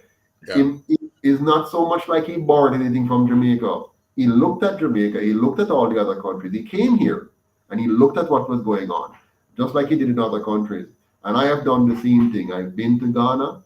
Ghana is 30 million people. I said there are 30 million Jamaicans. Ghana is so much like Jamaica. When you go there, you're going to be shocked to see, like, you're looking at yourself. These are all Jamaicans that just speak a little bit differently because of they still have much of their African, Yeah. culture. Yeah. Now, but what I discovered in Ghana, this was very important. Ghana has 30 million Jamaicans. I call them Jamaicans. The people of Ghana, 30 million. They have a massive country, swallow up Jamaica. They have gold, they have oil, they have diamonds, they have fertile lands galore. And guess what? They also adopted the same model of governance we do, which is the British colonial parliamentary partisan system. And so they have the same problems as us and underperform the same way we underperform. What I've observed in my travels, going to all these countries, Jamaica is suffering from the system it has chosen. And that system has cultured us into corruption, which is the opposite of Singapore, where their system has cultured them into being anti-corrupt. They're cultured into being clean, we're cultured into being dirty. They're cultured into being orderly, we're cultured into being disorderly. That's leadership. That is the governance model. That is the effects of governance. And so the UIC now, by the very design of our model, by the design of our governance, and by the leadership that we're going to provide Jamaica, we're going to reculture Jamaica into being a safe, clean, and orderly country that respects itself, respects its citizens, and will create a space where corruption does not find any easy lodgment. That's where we're headed. Excellent. So while we prepare the reculturization of Jamaica, Sonia, we're gonna allow you a minute to make a comment. Because we're closing this section now, we're gonna go into questions, and of course, you may have follow-up comments from those questions. But a minute to you, Sonia, and then Mark, the same for you. And after that, we go into just questions now. We have a lot of questions, which we're gonna do our best. Oh, you have a lot. You have questions coming in for online, right? I did some things before and made some notes, so I have because that. I had a follow-up question from Mr. Patterson. And I wanted was to ask him, without a UIC government, where does he see Jamaica in a few years, right? Oh my, if we don't listen, if the Jamaican people does not avail themselves of what we're offering, Jamaicans are going to become tenants and squatters in their own country. Other nations are going to take over all of our assets. They're either going to buy them or they're going to destroy them, extract them like the mining, and leave us bare. Our school system continues to produce very poor outcomes, and those who are good are exported quickly abroad, as economic refugees. So what we're doing, we're building a concentration of failure in our system. So you're getting more failure than successes, because the successes quickly leave the country. So the failure population, those that the school system fail, they're becoming more and more and more the norm. And that's why you have the bleaching. That's why you have all of the problems that you wonder what's wrong with the brain, because it's not well developed. So our dollar is going to get far worse than it is now. Our inflation rate is going to continue to get out of control. Our crime rate is going to become fully epidemic, worse than it is now. And you can see the trajectory. What I'm saying is not rocket science. You have seen over the 78 years that the value of our dollar has gone down by more than 98%. You have seen where inflation over the same period have gone up by over 800%. You have seen the crime rate continues to skyrocket. So all that's left now is more and more Jamaicans will be unemployed or employed in the low sector. You notice we're now talking about importing skilled labor. And by the way, I hope everybody come out on May 31st. We're going to be hold on, Sir President. Hold on. Yes, sir. Take it slow. All right. Get a sip of little water. Make sure you Jamaica and the world. This is big. This announcement is gigantic, humongous, powerful in its simplest of terms. Sir President, it's your time now. Okay, you want me to no. I thought you wanted me to hold off. So no. May 31st. Right May 31st. Write that down. Wet your palate. 9 a.m. at the Emancipation Park. You're going to see a flyer with more details, but write that down. We're going to be looking at the rights and freedoms of Jamaicans right across the board. We're looking at our skilled workers. We have a plan for you, our skilled workers. We have a plan for you, our public sector workers. We have a plan for you, all Jamaican workers, to protect your rights and restore your dignity by ensuring that Jamaica provides jobs and provides you a level of pay that is commensurate with your productivity. We're going to make sure that the current threat to our well-being by those who want to sign away our sovereignty to the World Health Organization is stopped in its tracks. It doesn't matter what they've signed already. We, the Jamaican people, are the final authority on what we will allow in our country. So all we have to do is come together on May 31st at Emancipation Park, where you'll get further instructions. And we are going to stop this government in its tracks and protect the workers of this country, protect the families of this country, and protect the entire population of this country from those who want to take away not only our rights, but even our bodies. So come out on May 31st, 9 a.m. at Emancipation Park, and you'll see more later on. Thank you, Mr. Babatunde. Excellent. All right. So, Mark, it's now your turn. And then we move into the questions. If you don't have a comment, we just move right into the questions. Yeah, on Singapore, a friend of mine said to me earlier that it's a little unfair to compare Singapore to Jamaica because England created a buffer class by the injection of a lot of Chinese in Singapore. He also said that it's also still a repressive state, and we need to be careful how we compare Singapore to Jamaica because we do not want to be like Singapore in a lot of ways. There's a level of discipline that is necessary for any country to do well. We get that. Yes. But too much mention of Singapore might be doing a disservice to a movement in terms of comparing or trying to be like Singapore. The second question, which is... let's deal with the first one first, one at a time. So Singapore got independence in 1965. We got independence in 1962 from the same Britain. Singapore in 1965 had nothing that Jamaica had. Singapore had religious wars, they have racial problems, they have linguistic problems, they had a major communist battle on their hands. They were just coming out of Japanese occupation, which decimated their economy and everything. Very bad shape. And their leader, Lee Kuan Yew, was able to, in one generation, turn it around and made them a very, very successful country. They were a third world country and they became a first world country. There's no other country that you can compare Jamaica to on a one-on-one basis. Singapore is 1/15 the size of Jamaica with no they didn't have all the agricultural assets we had or the bauxite or anything like that. and they turn that around by investing in human capital. It is very wise for us to learn from Singapore, because what they are experiencing now, the citizens of Singapore, high income, a safe environment, a clean environment, a very healthy environment, and their children are doing very, very well. I can bet you any well-thinking Jamaican would trade places with Singapore today if they had the opportunity.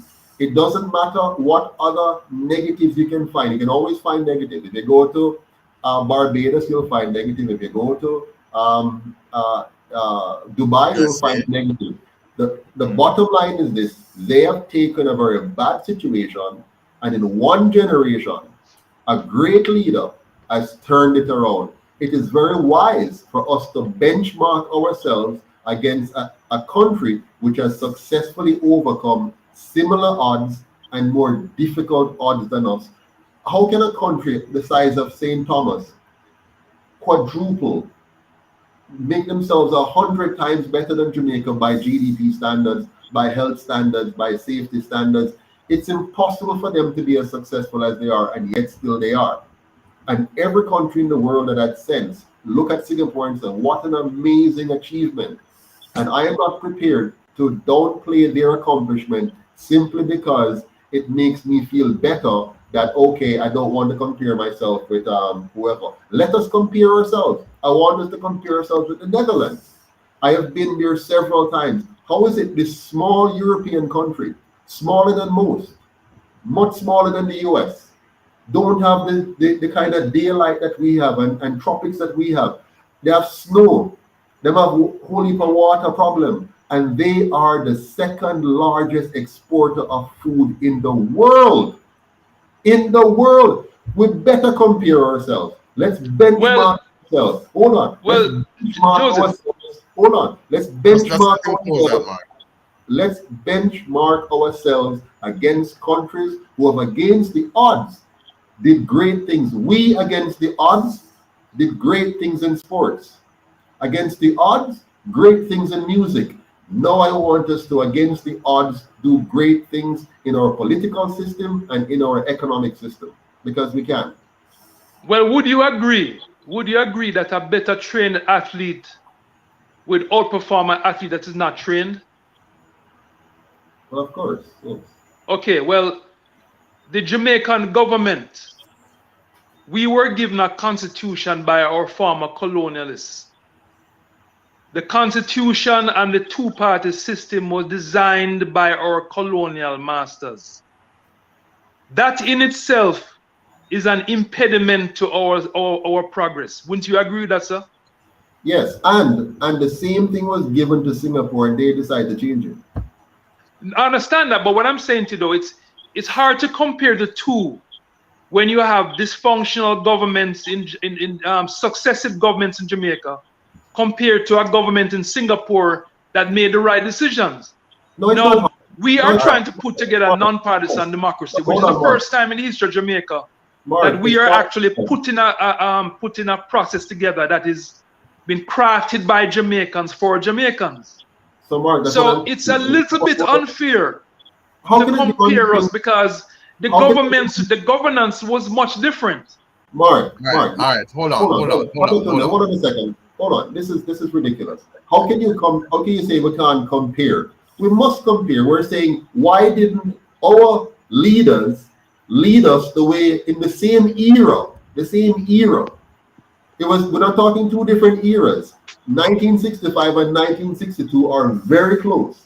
Mm-hmm. They were both given a bad constitution by the UK. Yes. They were both given independence by the UK. They were both raped as colonial islands by the UK. But their leader, Singapore's leader, Lee Kuan Yew, was so effective that he was able to win back-to-back election, because he was able to demonstrate to his people that he truly cared. You know why he won? Because he showed them he was not afraid to tackle corruption from the very beginning.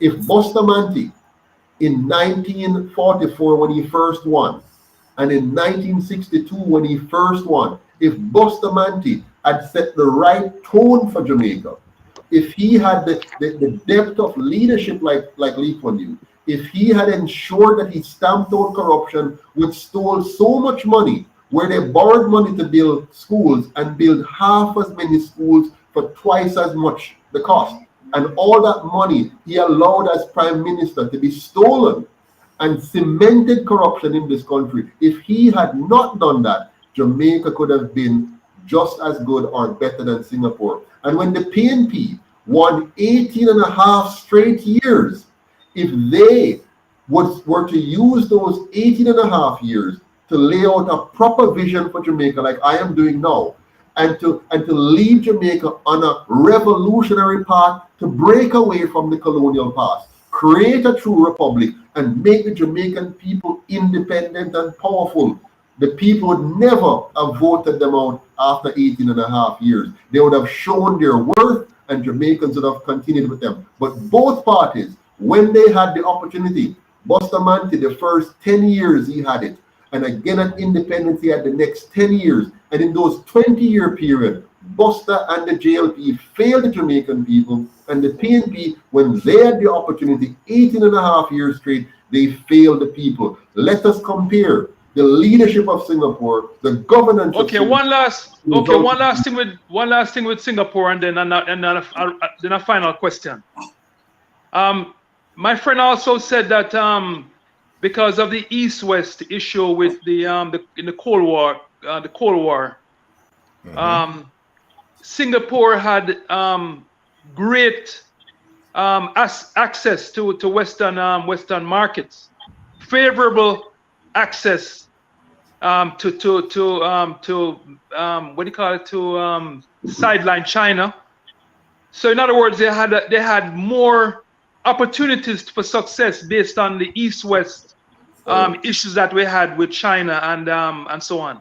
Okay, Mark, let's look at it carefully. In the 1960s, China was enemy number one with the USA because they were a communist country. Okay. They were not given favored nation status until Bill Clinton years in the 1990s. So no benefits there. Secondly, the Cold War was going on in earnest in Singapore as it was in Jamaica. It's just that Michael Manley chose to align himself in a way that brought out the worst of our nearest trading partner, while Singapore was more diplomatic and played both sides effectively.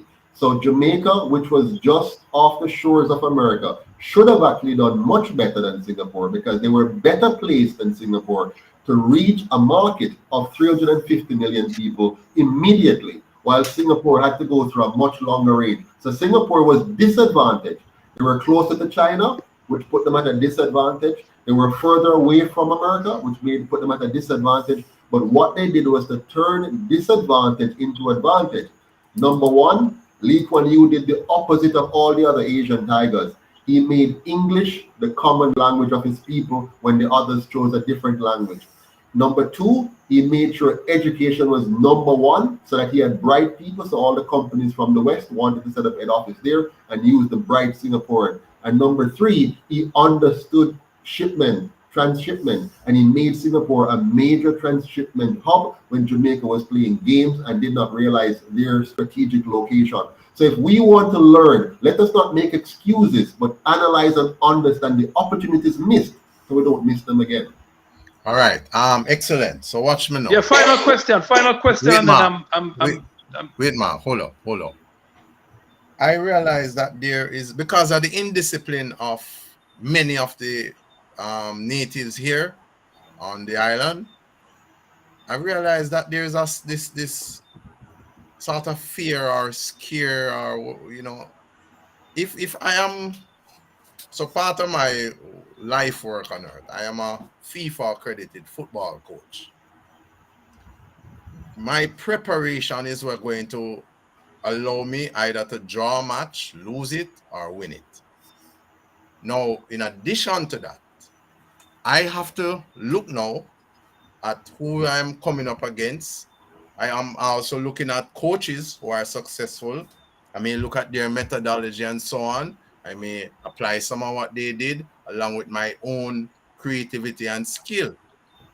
I am yet to see what is wrong if we are in this decadent situation that we find ourselves in, and we are looking to those who were in a similar situation and how they went about uplifting themselves out of the mess. I see no issue. We're not saying everything in Singapore is all perfect, but we're looking at the good things that they are doing, have done, and will be doing. We are now implementing that in a system that we know can work in Jamaica to better the lives of the citizens, of the people that will live here, the people that were in the liverspora, aka diaspora. It benefits everyone. So we must now look at people, because if we really want change, you know, we cannot look at those who are not successful at making change for bring change to we. It's the people that will do the right thing and I get the right result. So now, Mark, I know you want to follow up. Take 30 seconds and follow up because we have questions now. Just work with me. You've been doing good. Excellent. We are going nice and the thing fiery. But respond in 30 seconds, Mark, because we have to take questions now. Go ahead. No, this is almost like a regression, because he's answered this question to me in a satisfactory manner. But one of my viewers asked me to ask him this question. Okay. So like I said, I was satisfied with his answer, but it needs to be out there. The person wants to know if the house that was built or helped, Mr. Patterson helped that gentleman to build a house or something, if the money came from UIC funds or his personal account, personal funds. Mr. President. Mike. So the money for the house that was built came from my personal funds.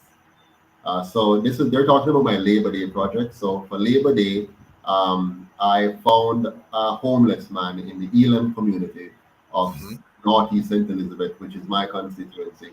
And I worked together with a number of community members to provide free labor. And so I would pay for a substantial amount of the material to build him this house. Before I entered into this, my constituents know that I don't do handouts. So I made it clear to him that I'm not giving you this money just so.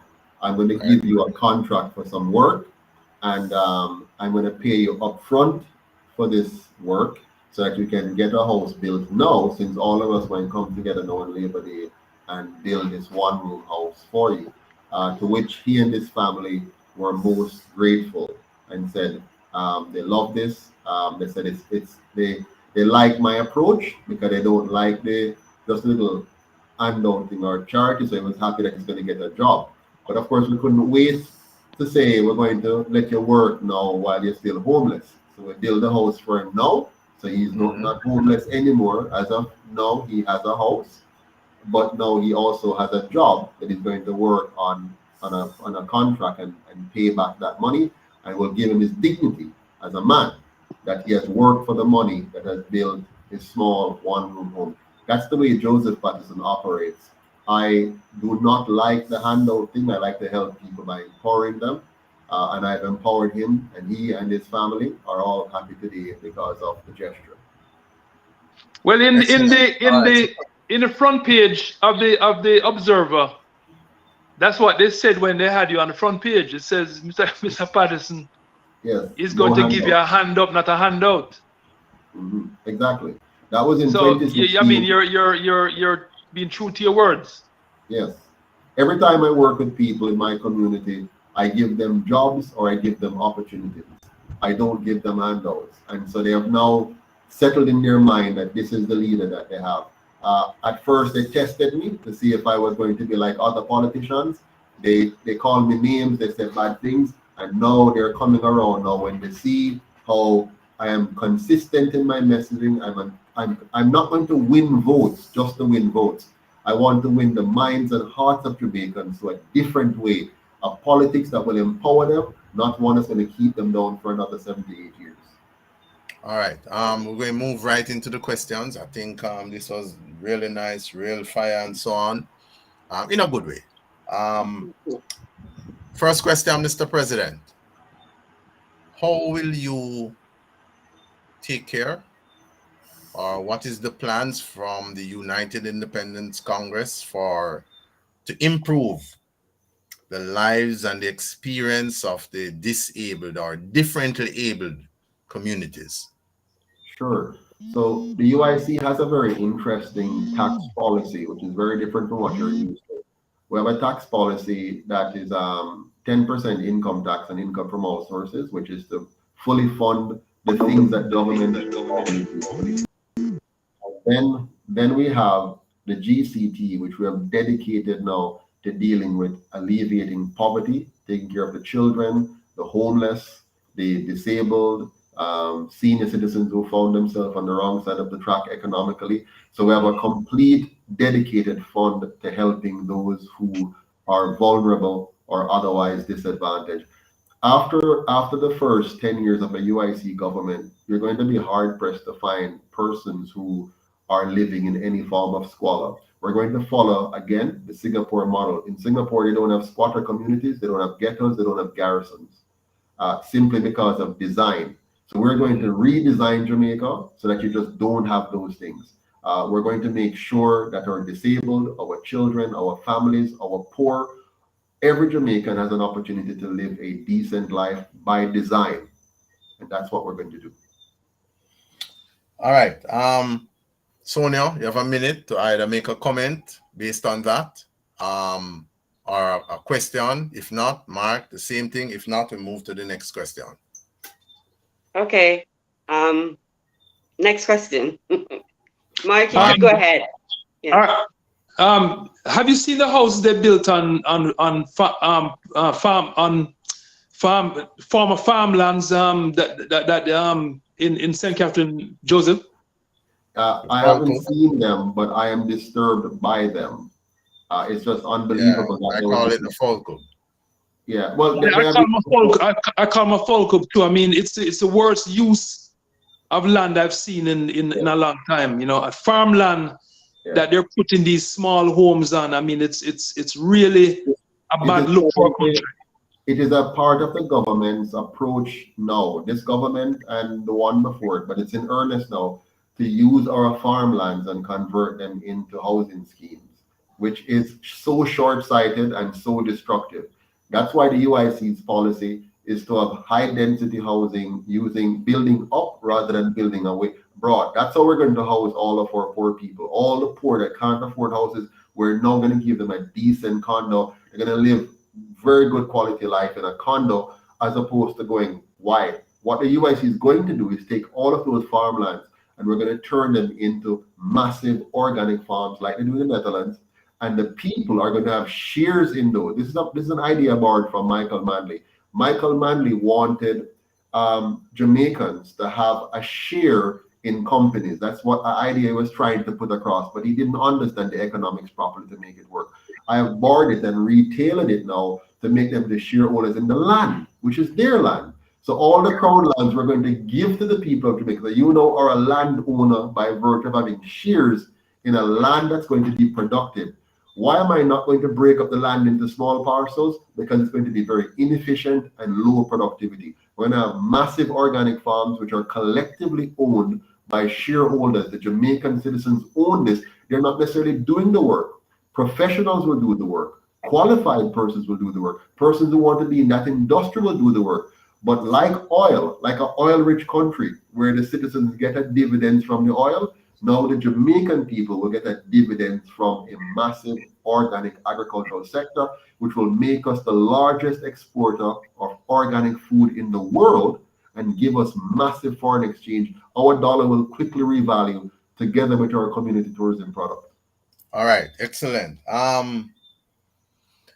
This all of what's taking place here, I need to remind the audience what you just heard from the president of the United Independence Congress is listed in what the UIC developed. They took a document, two documents, they concise it.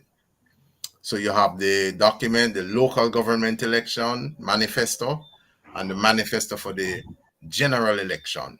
From those two documents, they made what is known as the UIC 10-point plan. Please, audience, please avail yourself of this document. Read it, study it, read it again, reason it out with your brethren, your sister. In it, there's something for every Jamaicans, whether you're in the womb, whether you're outside of the womb, whether you're on the way to the womb, there is something in it for everyone. A 10-point plan. Classic. Next question. So we see the Prime Minister gave incentives for those who choose to take the death injection, aka vaccine.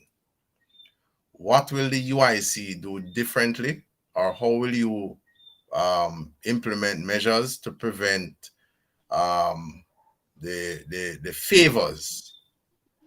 So they said you should isolate from the people who didn't take the death injection.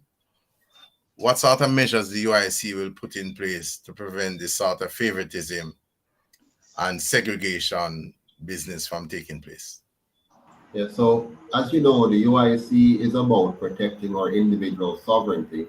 So under a UIC government, nobody will ever have to face any form of discrimination like that by their own government.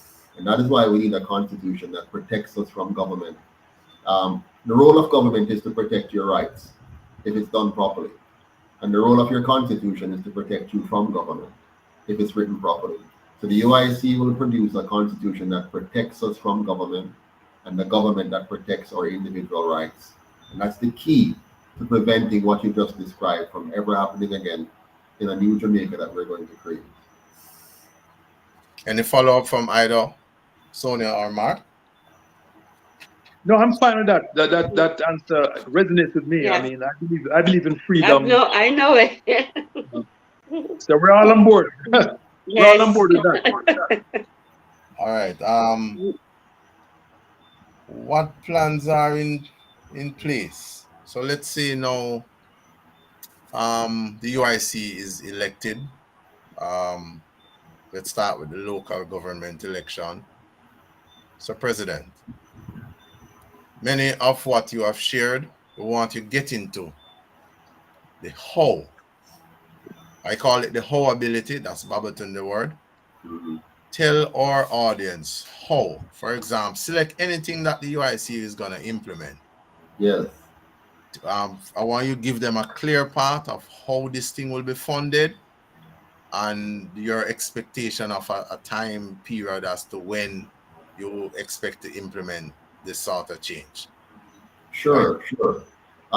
One of the grand ideas which might cause persons to pause when they hear it is that we're going to achieve a 98% home ownership rate in Jamaica. I go back to Singapore where they have over 92% home ownership rate. Their model, which is one I have borrowed and tailored and fixed a little bit better, their model is a form of government sponsored housing built with the private sector participating, which creates mass housing immediately upfront and allow the citizens to pay for it over a long period of time, including intergenerational mortgages, depending on the income level of the family. We will do a mix of housing, so we're not going to allow all poor people or all rich people to live in any sector. We're going to mix it. So you're going to have different sets of people coming together in one project. So you're not going to have any poor communities anymore. You're going to have cross-pollination because rich people, somebody may live in a big unit over here, so somebody a smaller unit, but they're on the same complex. In these condo structures, we're going to have what we don't have in Jamaica now, public parks that are well maintained, play areas for the children, daycare facility, what they call a community center with the gym and the digital library for people to have access to education without having to have money because the digital library is free and available for all. So this is the model. Now, how we're going to fund this is the unique part. Jamaica has two key sources of funding. Apart from just saying we're going to collect taxes, here's the two key things. One is the organic, organic gold that we can produce here. That alone is going to allow us to generate some $45 billion of new revenues by expanding our agri sector the ways I have described earlier. The next piece of this equation is the community tourism. Right now, Jamaica has a foolish system of tourism where we encourage people to come and go to all-inclusive environment, spend their money there and buy imported food, right? And even some imported entertainment. The UIC is going to push that system out so that what you have is the community, the tourism product is the community itself. So we're going to fix up all of our communities. From east to west, north to south, you're now going to have clean, decent, well-developed, tourist-looking areas. Like the entire community is made like a tourist destination. So we're not going to have a tourist destination. The entire Jamaica will become a tourist destination. The entire country, not a piece of Uchi or a piece of St. James or a piece of Portland, but rather all of Jamaica is now a tourist destination. What this is going to do is going to quadruple our tourist arrival. It's going to cause the ordinary indigenous farmer now to be able to sell his produce and his products into that market at the community level. He doesn't have to travel far or go cut a deal with a big hotel or whatever. Now he will have the market come to him in his own community where he's producing. So from the farm to the table, and the people now who come here will be in our guest houses, in our Airbnbs, in our homes. People who want to entertain persons in their homes and bring the tourists to the real life Jamaican experience. What this is going to do, Babatunde, Mark and Sonia, what this is going to do is going to massively increase our tourism revenue, but keep more of the money here. In the current model, the money goes back out because the resort is owned by foreigners and the food they're eating is imported food, which we're paying the money back out. So we're now going to keep much more of the money here. That money is going to go straight into the hands of ordinary Jamaicans at the local level immediately, boosting their local economy and bringing back pride to their local communities. So these two initiatives, the agri initiative and the community tourism by themselves is going to revolutionize Jamaica. And on top of that, all the other sectors now, the emerging sectors, whether it's in AI or coding or whatever, those will now have the freedom to rise because we're going to remove the government gatekeeping that is holding back the other industries from doing well. All right, take 50 seconds now, Sir President. Tell the audience how will a UIC government go about keeping most of that tourist dollar, so-called tourist dollar? Sure. What's going to happen in the current system, right? In the current system, you go to a resort, the owners of the resorts are foreigners. So they have an incentive to send that money out of Jamaica when they make it. The food that they're using in those hotels, a lot of it is imported food. So again, they have to buy foreign exchange here to buy that food. So they're shipping our money out of the country and promoting farmers outside of Jamaica. In our new model, because we don't have that will still be there. We're not going to shut them down. They'll still be there. But now they're going to have to compete with truly local products. Because right now the government is blocking local development in favor of those.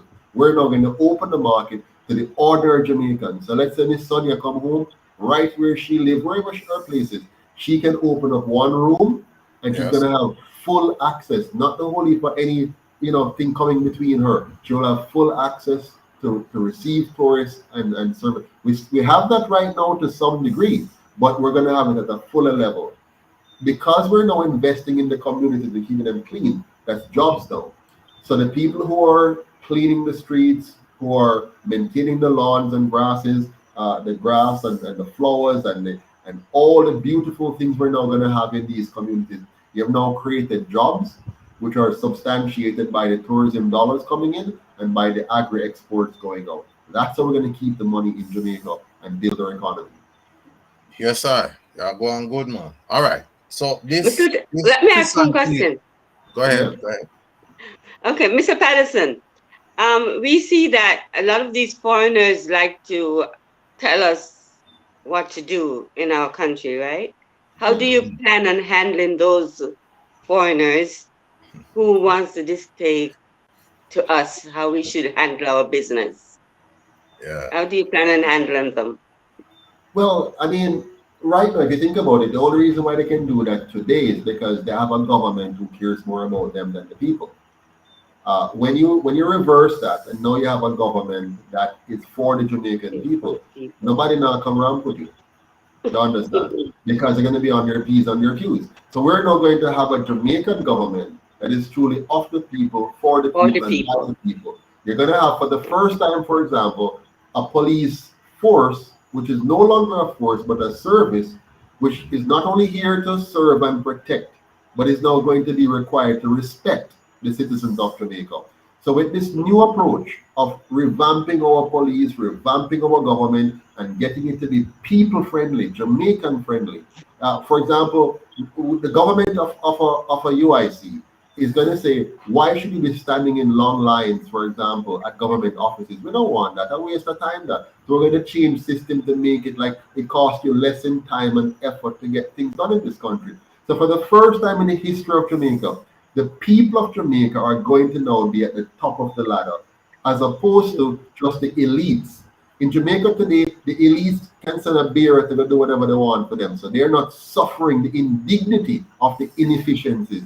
In a UIC government, we are not going to make you the dignitary, the ordinary citizen. No matter how poor you are, no matter where you come from, the system will be designed to serve you with dignity and efficiency for the first time in the history of Jamaica. Do you find it hard selling that to the public, though, to the people? To no, I don't. No, the only people who have a hard time with this message, the only people I find who have a hard time with this message, the only people are the elites in Jamaica, the intellectuals. They will argue you to death. But if you simplify this and talk to the man on the street, there's not one Jamaican who wouldn't want a more simpler and efficient service-oriented country today. There's not one Jamaican who would want a police service which is community-based as opposed to being like a SWAT team that comes in and invade their community. You understand? And bully them and beat them up or whatever. They want a police service that is a part of the community where you can respect. Listen, today I went to court. And Mark, you're going to love this. You're going to love this, Mark. I went to court today. I finished the court and I come outside and I'm talking with my supporters. And the police came at the top of the stairs and they called me. Everybody get afraid. And what am I calling for? They said, come here, Mr. Patterson. We need to have a talk with you. I have no idea what they're talking about. And they escorted me to a room. When I went in there, it's full of police officers. You know what they wanted? For me to tell them in my own words, in my own presence, about the UIC. Oh. Wow. I mean, I didn't know what, because they didn't tell me that the behavior as if I did something wrong. And I said, and I'm like, my God, so I said, whatever it is, I didn't do it. And that's a joke, you know? And then the lady said, come man. And she and the man carry me, walk down a little lane, a little corridor. And then they open a door and we're going to appear police sitting in there. I said, I want this now. And they said, start here, so. I said, okay. So what did it say? Tell us what the UIC now, because we hear all these things now. We want to know if we're going to really do for the police. And when I talk with them and share with them the new vision for the police service, how we're going to make them upstanding citizens again, that are respected by the people again. I want the police, when they walk in their community, every boy and girl respect him because he can get good pay, him drive a good car, him living in a decent house, and he's a person that they can draw upon for solving dispute before they become massive. You understand? He must be a part of the community, going to the community center, the police youth club. He must be a part of the social work of the community. And so that when there's a little problem, mama can call him and say, come talk to me, 17-year-old. And then go give him a talk. And so now the boy settle down and nobody go in a certain direction. So you stop the problem from the early stages. But that can't happen if the people can't respect the police. If him have to do 2 and 3 jobs for kind of keep him head afloat and can't buy a house and can't own a little car, nobody now respect him. So make sure that the people respect the police by putting the police in a position to be respected, and make sure you assign them so that they live where they work. They're a part of the infrastructure. So the police, the pastor know them, the nurse know them, the teacher know them, and the little boy and girl that go to school know them and respect them and can heal them up and can look forward to them giving them counsel and advice about life. That's what we need to do. So while we're up on that topic, or in this segment, we are talking about police and so on. What will a UIC government do? So we know we're talking about the borders, changing the force to be a service and all of that. But there's something currently where I plague the people them. Plague like to come to the point of disease, like this gang thing and this criminality. And the media has taken on promoting that as if it is something good. How will the UIC government know? So we know about, as I said, the border, all of that. So what will be done now about the gangs them? Okay. Vampire, the bloodsuckers them now? Yes. What will a UIC government do now? Yeah. Or as soon as you're elected to get rid of this? We have a very novel approach, which takes a little bit of patience to understand. The first part of it is that you have to understand that the vast criminal empire of Jamaica is not managed in the streets. It's managed from the protection, from the connection, from the politicians and the big business leaders who dress up nice and come before us in jacket and tie and say nice words, but then they're a part of the undercurrent. So the UIC will take a top-down approach to investigate and understand what these persons are doing so we can find the kingfish. But secondarily to that, we're going to have what is called a Truth and Reconciliation Commission, which comes with an amnesty program. We're going to incentivize criminals to actually come forward and tell their story in exchange for getting in a program that will help them to transition back into society and get a clean slate to move on. Because many of them, to be honest with you, were caught up in this thing without even wanting to. You were a little boy in your community and a man give you a gun and say, go take it down this way. And if you don't carry it, you know what happened to you and whatever, right? So you kind of find yourself caught up into these things. A politician comes into the community and they said, okay, round up people who want to vote. And they assign a big don, give him a contract, give him stuff, and then get to know kind of own the community and own things. And it makes it hard for some of these young people to escape what's happening. So we want to give them an opportunity, an out, by coming to the Truth and Reconciliation Commission, turn in the guns, give us credible information, help us to now arrest and charge and convict those who did not come forward and give us the details that we need, and then allow us now to have a smaller group left to track down and eliminate. But we want to first give them this out, this opportunity. It must not be, it's finished, we're just going to kill you. We need to find a transition and realize that our government has been the bridge to them getting into criminality. Now let us be a bridge to get them out of criminality. This will come with also a work fair program, where we now provide work for those who don't have any work so that they can get back into the work stream. The young ones coming out of school into the YES program, the Youth Employment Solution, so that they don't have to immediately be enticed into the gang. So we get them out of that. The older ones, we put them into the work fair program and gradually convert our country out of criminality into being a highly productive society. All right, but when a guy that seemed very soft and very mildish now, Sir Patterson, in terms of the response to a boy who can take a video or a phone and shoot a video, say kill and collect, smoke and forget, self-employed with a 45 and a rifle. This sort of measure that you spoke about seem very gentle, sir. And people who want to return, who are known as returning residents, the communication I got from them is not happy with this sort of gentleness towards these vampires, as I call them. So let us say now the UIC is elected into government on the 27th of May 2023. The criminals them who is not interested in, and none of them sort of truth and reconciliation and all them something else.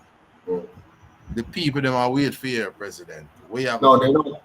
What they're not going to hear, like we already have the massive forceful action that you're talking about, and that's the police is well equipped for that.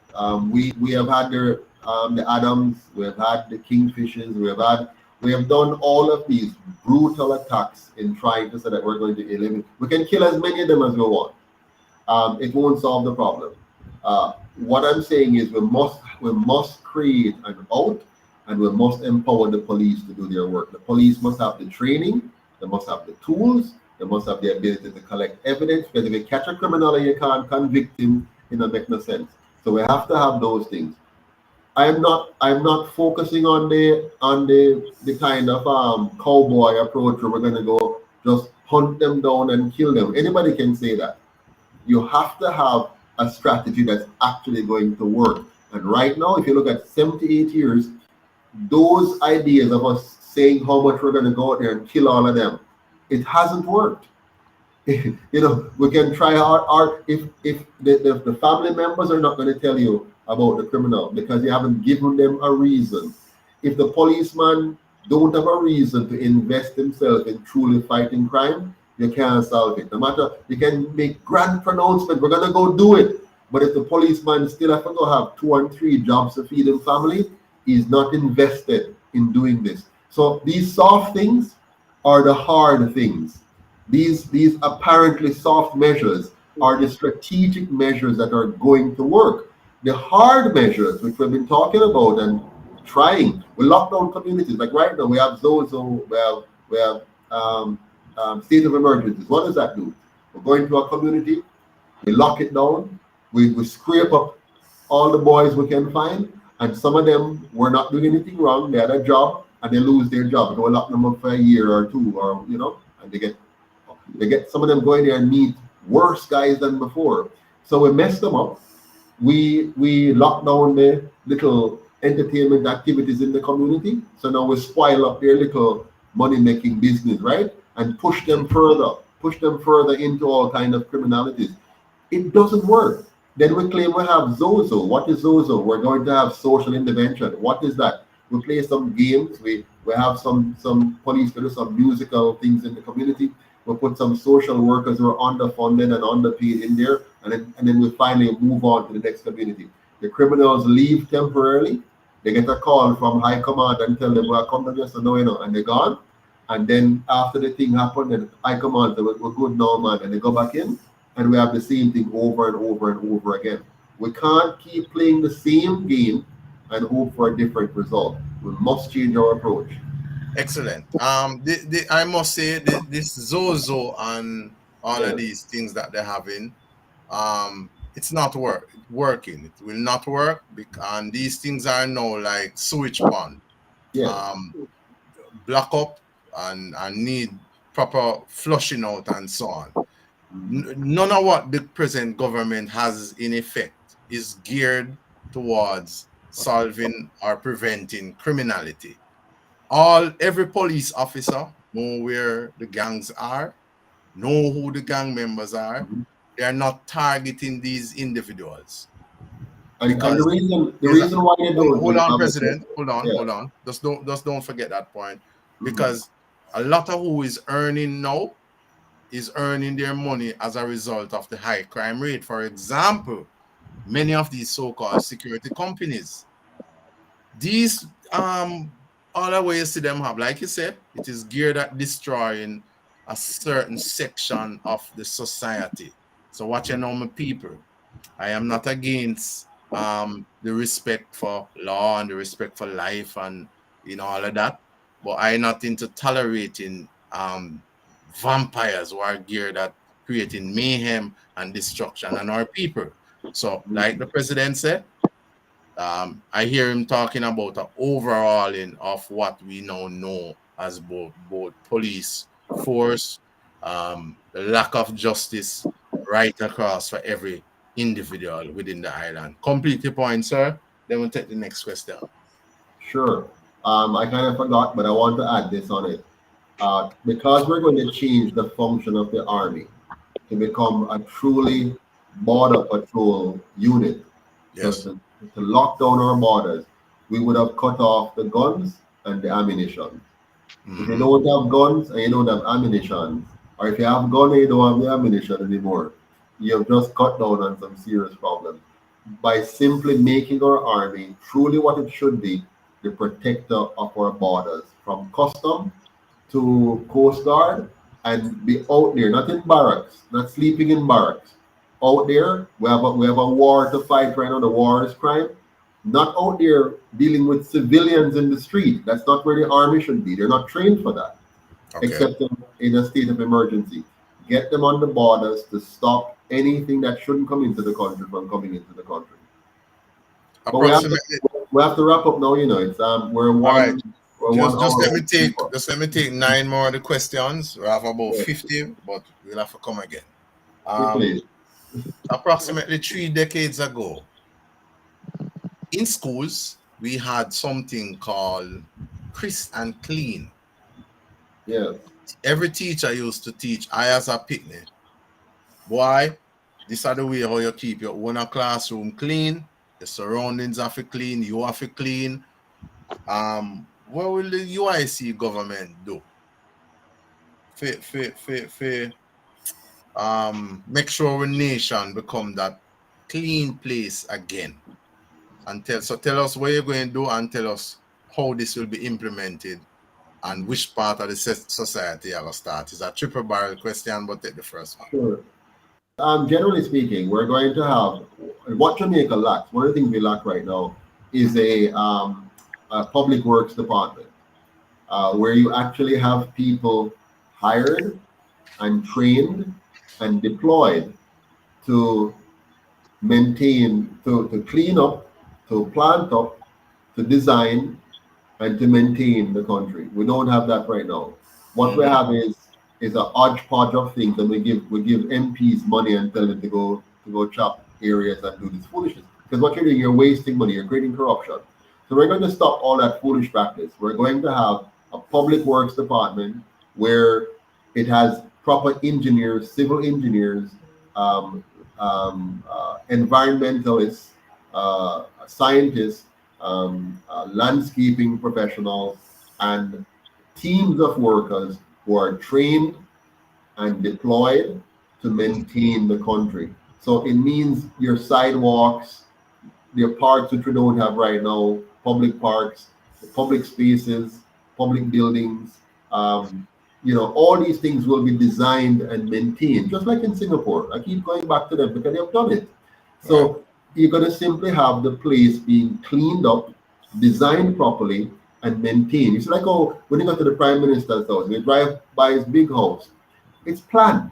He planned out his house carefully, right? He planned out to have a nice lawn, to have beautiful flowers, to have walls, to have cameras, to have light, to pick the colors carefully. If you go up by his house, the outside is properly maintained, the landscape is properly maintained. All I'm saying is, let's do that for the entire country now. Let's just plan the entire country to look good. You understand me, Miss Sonia? Yes, I do. Very much. Mark, I'm from Spanish Town, I know. Yeah. Mark, where you live in Florida, I've been to your house, I've seen your beautiful community. Don't you think that all of Jamaica can look like that? You don't think so?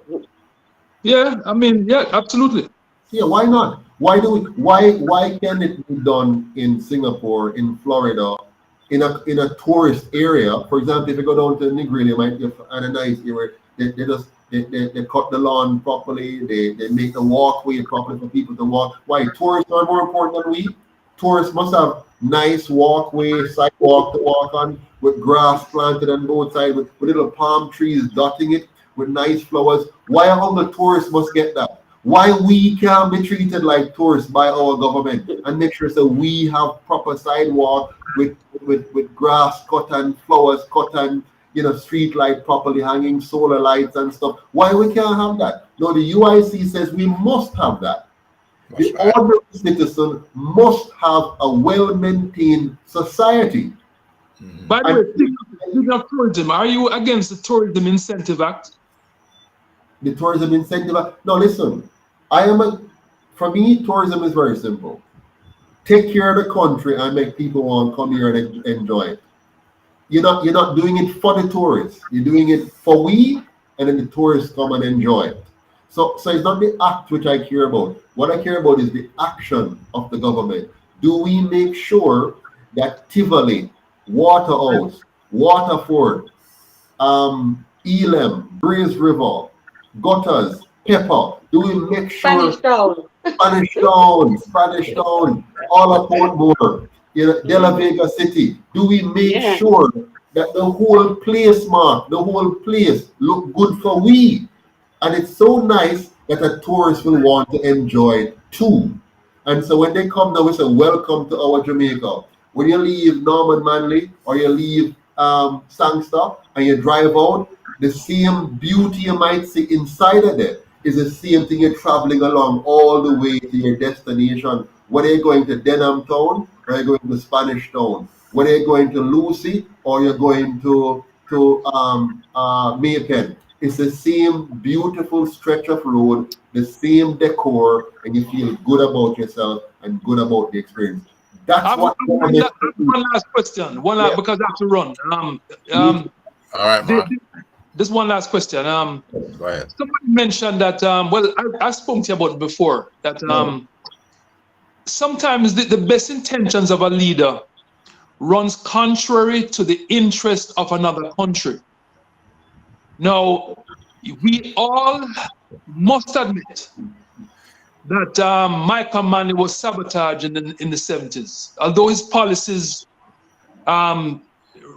chased a lot of people away, I think he was a little bit, bumptious in his attitude and whatever. But let's be fair. Right wing. How will the UIC deal with outside forces? Like the IMF and so on, who implement these draconian measures to stifle our economy. How do you prevent them from interfering in our country? Yeah, the way to do that, Mark, the way to do that is to learn from the past. You have to be a diplomat. And I studied Lee Kuan Yew very carefully. Again, it's the same era as Michael Manley. It's very same era. He diplomatically negotiated with the same lions that Manley had to negotiate with. Manley did not carefully draw his hand out of the lion mouth and punch the lion in the process, right? Lee Kuan Yew was very diplomatic in the way he pulled his hand out of the lion's mouth, and so they succeeded. Diplomacy is key. Listen to me carefully. You cannot insult your closest trading partner, your largest lender, and the source of most of your grants without having a backup. Manley did that. You cannot insult, listen to me carefully, you cannot insult your closest trading partner. Jamaica, its closest trading partner, its greatest trading partner was and still is the US. We get 70% of our tourists from the US, okay? 15% from Canada, 13% from UK. Today, back in Manley's time, it was even more. It was 80%. Now, hold on. We also bought most of our goods from the US. If you're going to have a position, you must be strategic and not go in like you have more power than you actually have. And Manley was too brash, he was too undiplomatic, and Jamaica paid a dear price for it. The UIC is going to implement our policies without creating enemies. We're not here to fight America.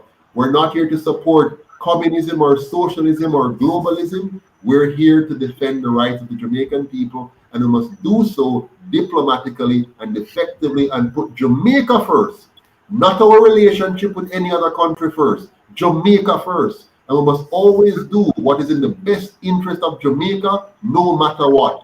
We must put Jamaica above even my personal preferences or my personal likes or dislikes. Protect the Jamaican people, protect the Jamaican economy, and make sure we win at the end of the day. That's my strategy. Yeah, but sometimes diplomacy don't work, you know. Sometimes there are people hell-bent on having their own way, you know. I'm saying sometimes a leader with the best intentions will have to go against people. let us not rewrite history. The history is this.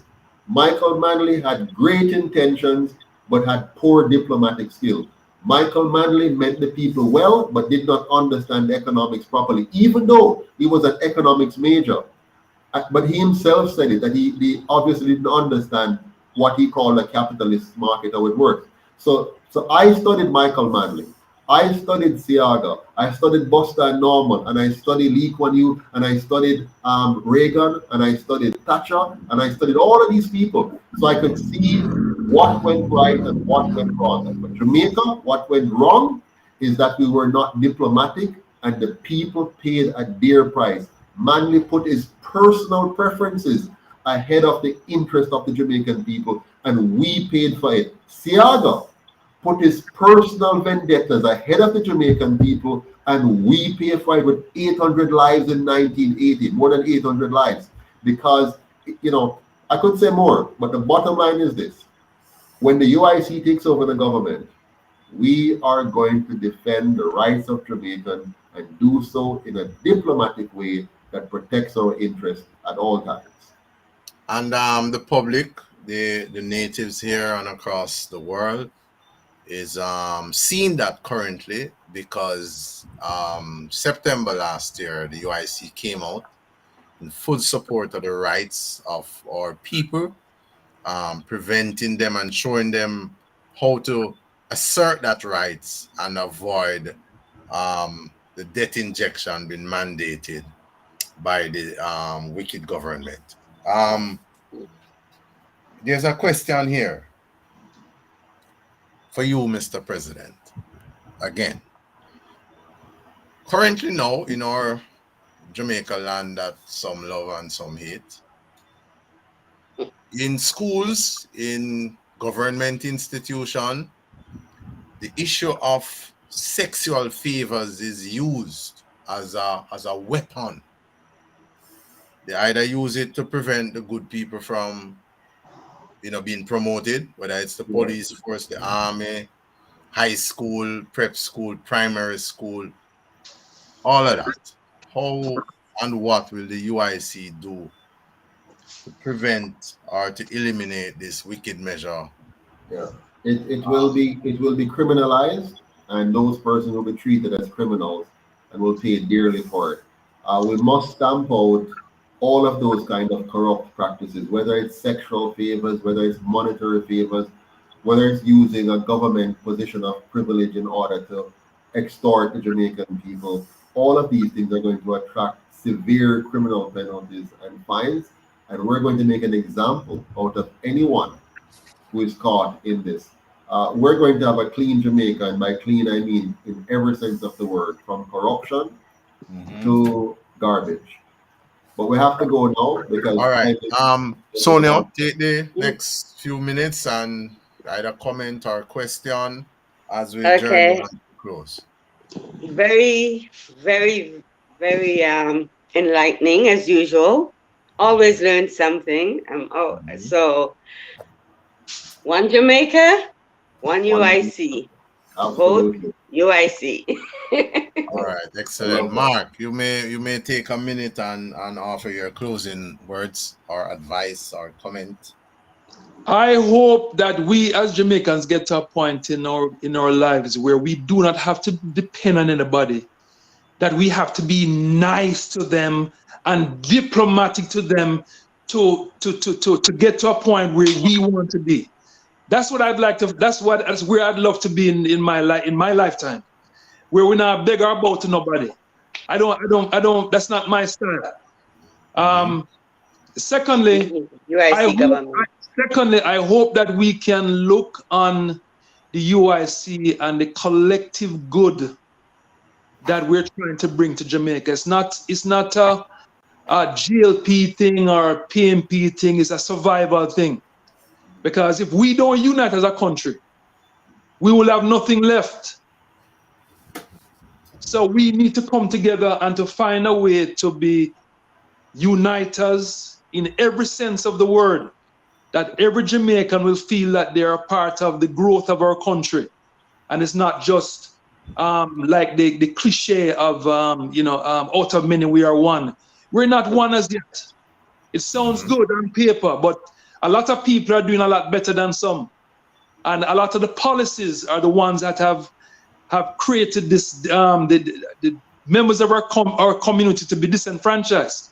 So we need more equity in our judicial process, where the rich will not only get due process, but the poor will get due process as well.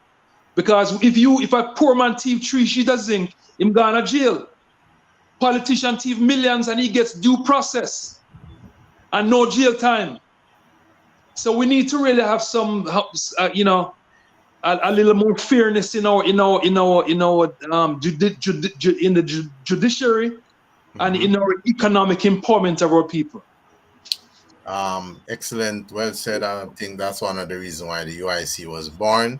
Mr. President, take 3 minutes, sir, and share with our audience a little bit about the JUMP program that I've been hearing you speaking about, and its launch on the 31st of May at the Workers Unite rally and job exposition at the Emancipation Park.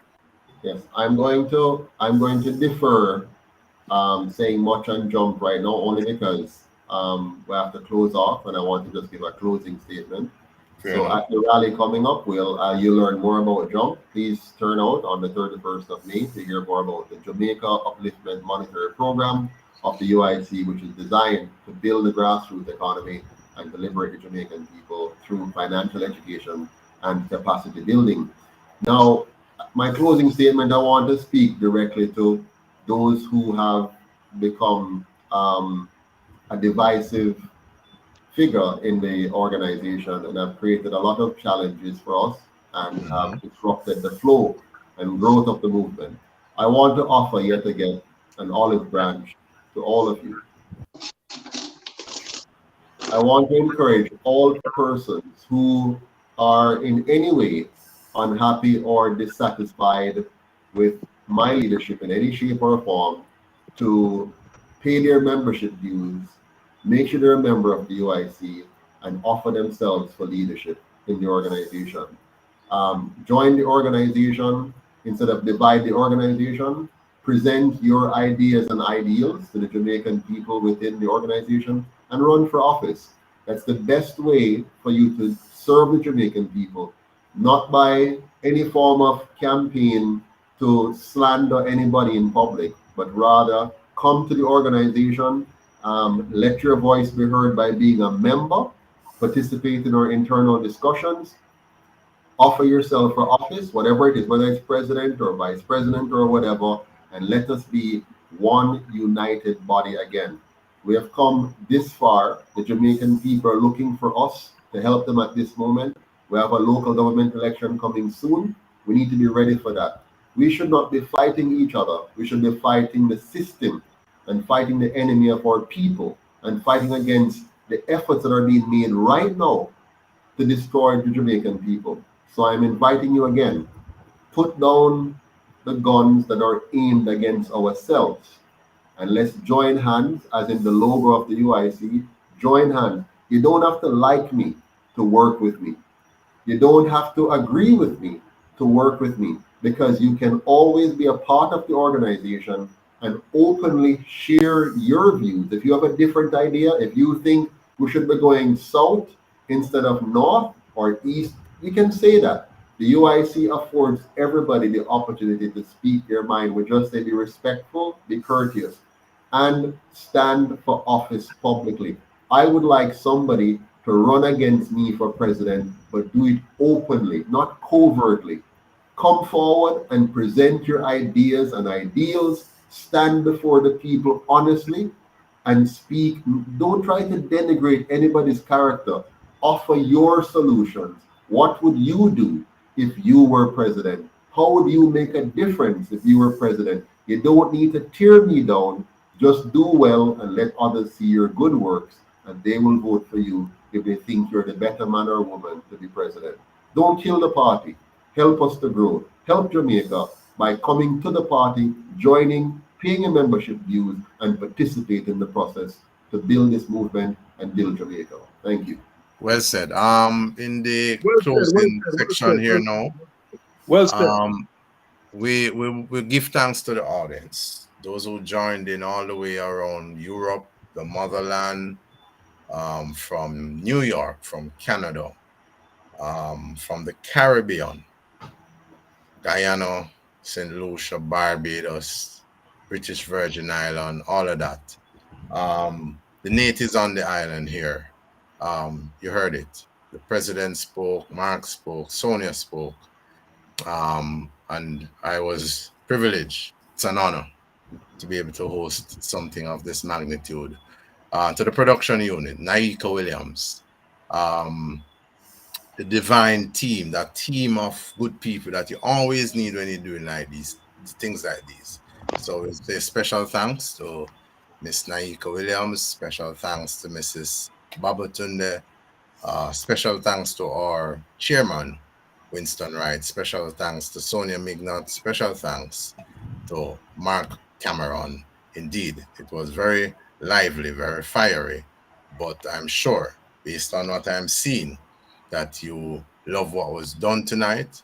And maybe if we reach over 100,000 views, maybe we come back with a segment 2. So till then, take very good care of yourself, watch your health, careful what you put in your brain, and always, always remember you are what you think and you are what you eat. Careful. The government is trying to make plans now to come back with their wickedness that was done to us for 2 years. If you never stand up and assert your rights, be ye sure and be she sure that the government will thief them. It's a one Jamaica, one Jamaica. UIC, change One Jamaica. you can trust. Voting for UIC is a must. One Babatunde, many councillor candidates. Join us 31st of May, 9 a.m., Emancipation Park, Workers Unite Rally, and Job Exposition 2022. The UIC is looking forward to see you. Up and up. Left it us off now. Love that. Yes. Thank you, guys. Have a Good night. Good night. Thank you. All the best. Respect. Bye-bye. All the best. Have a restful night, everyone.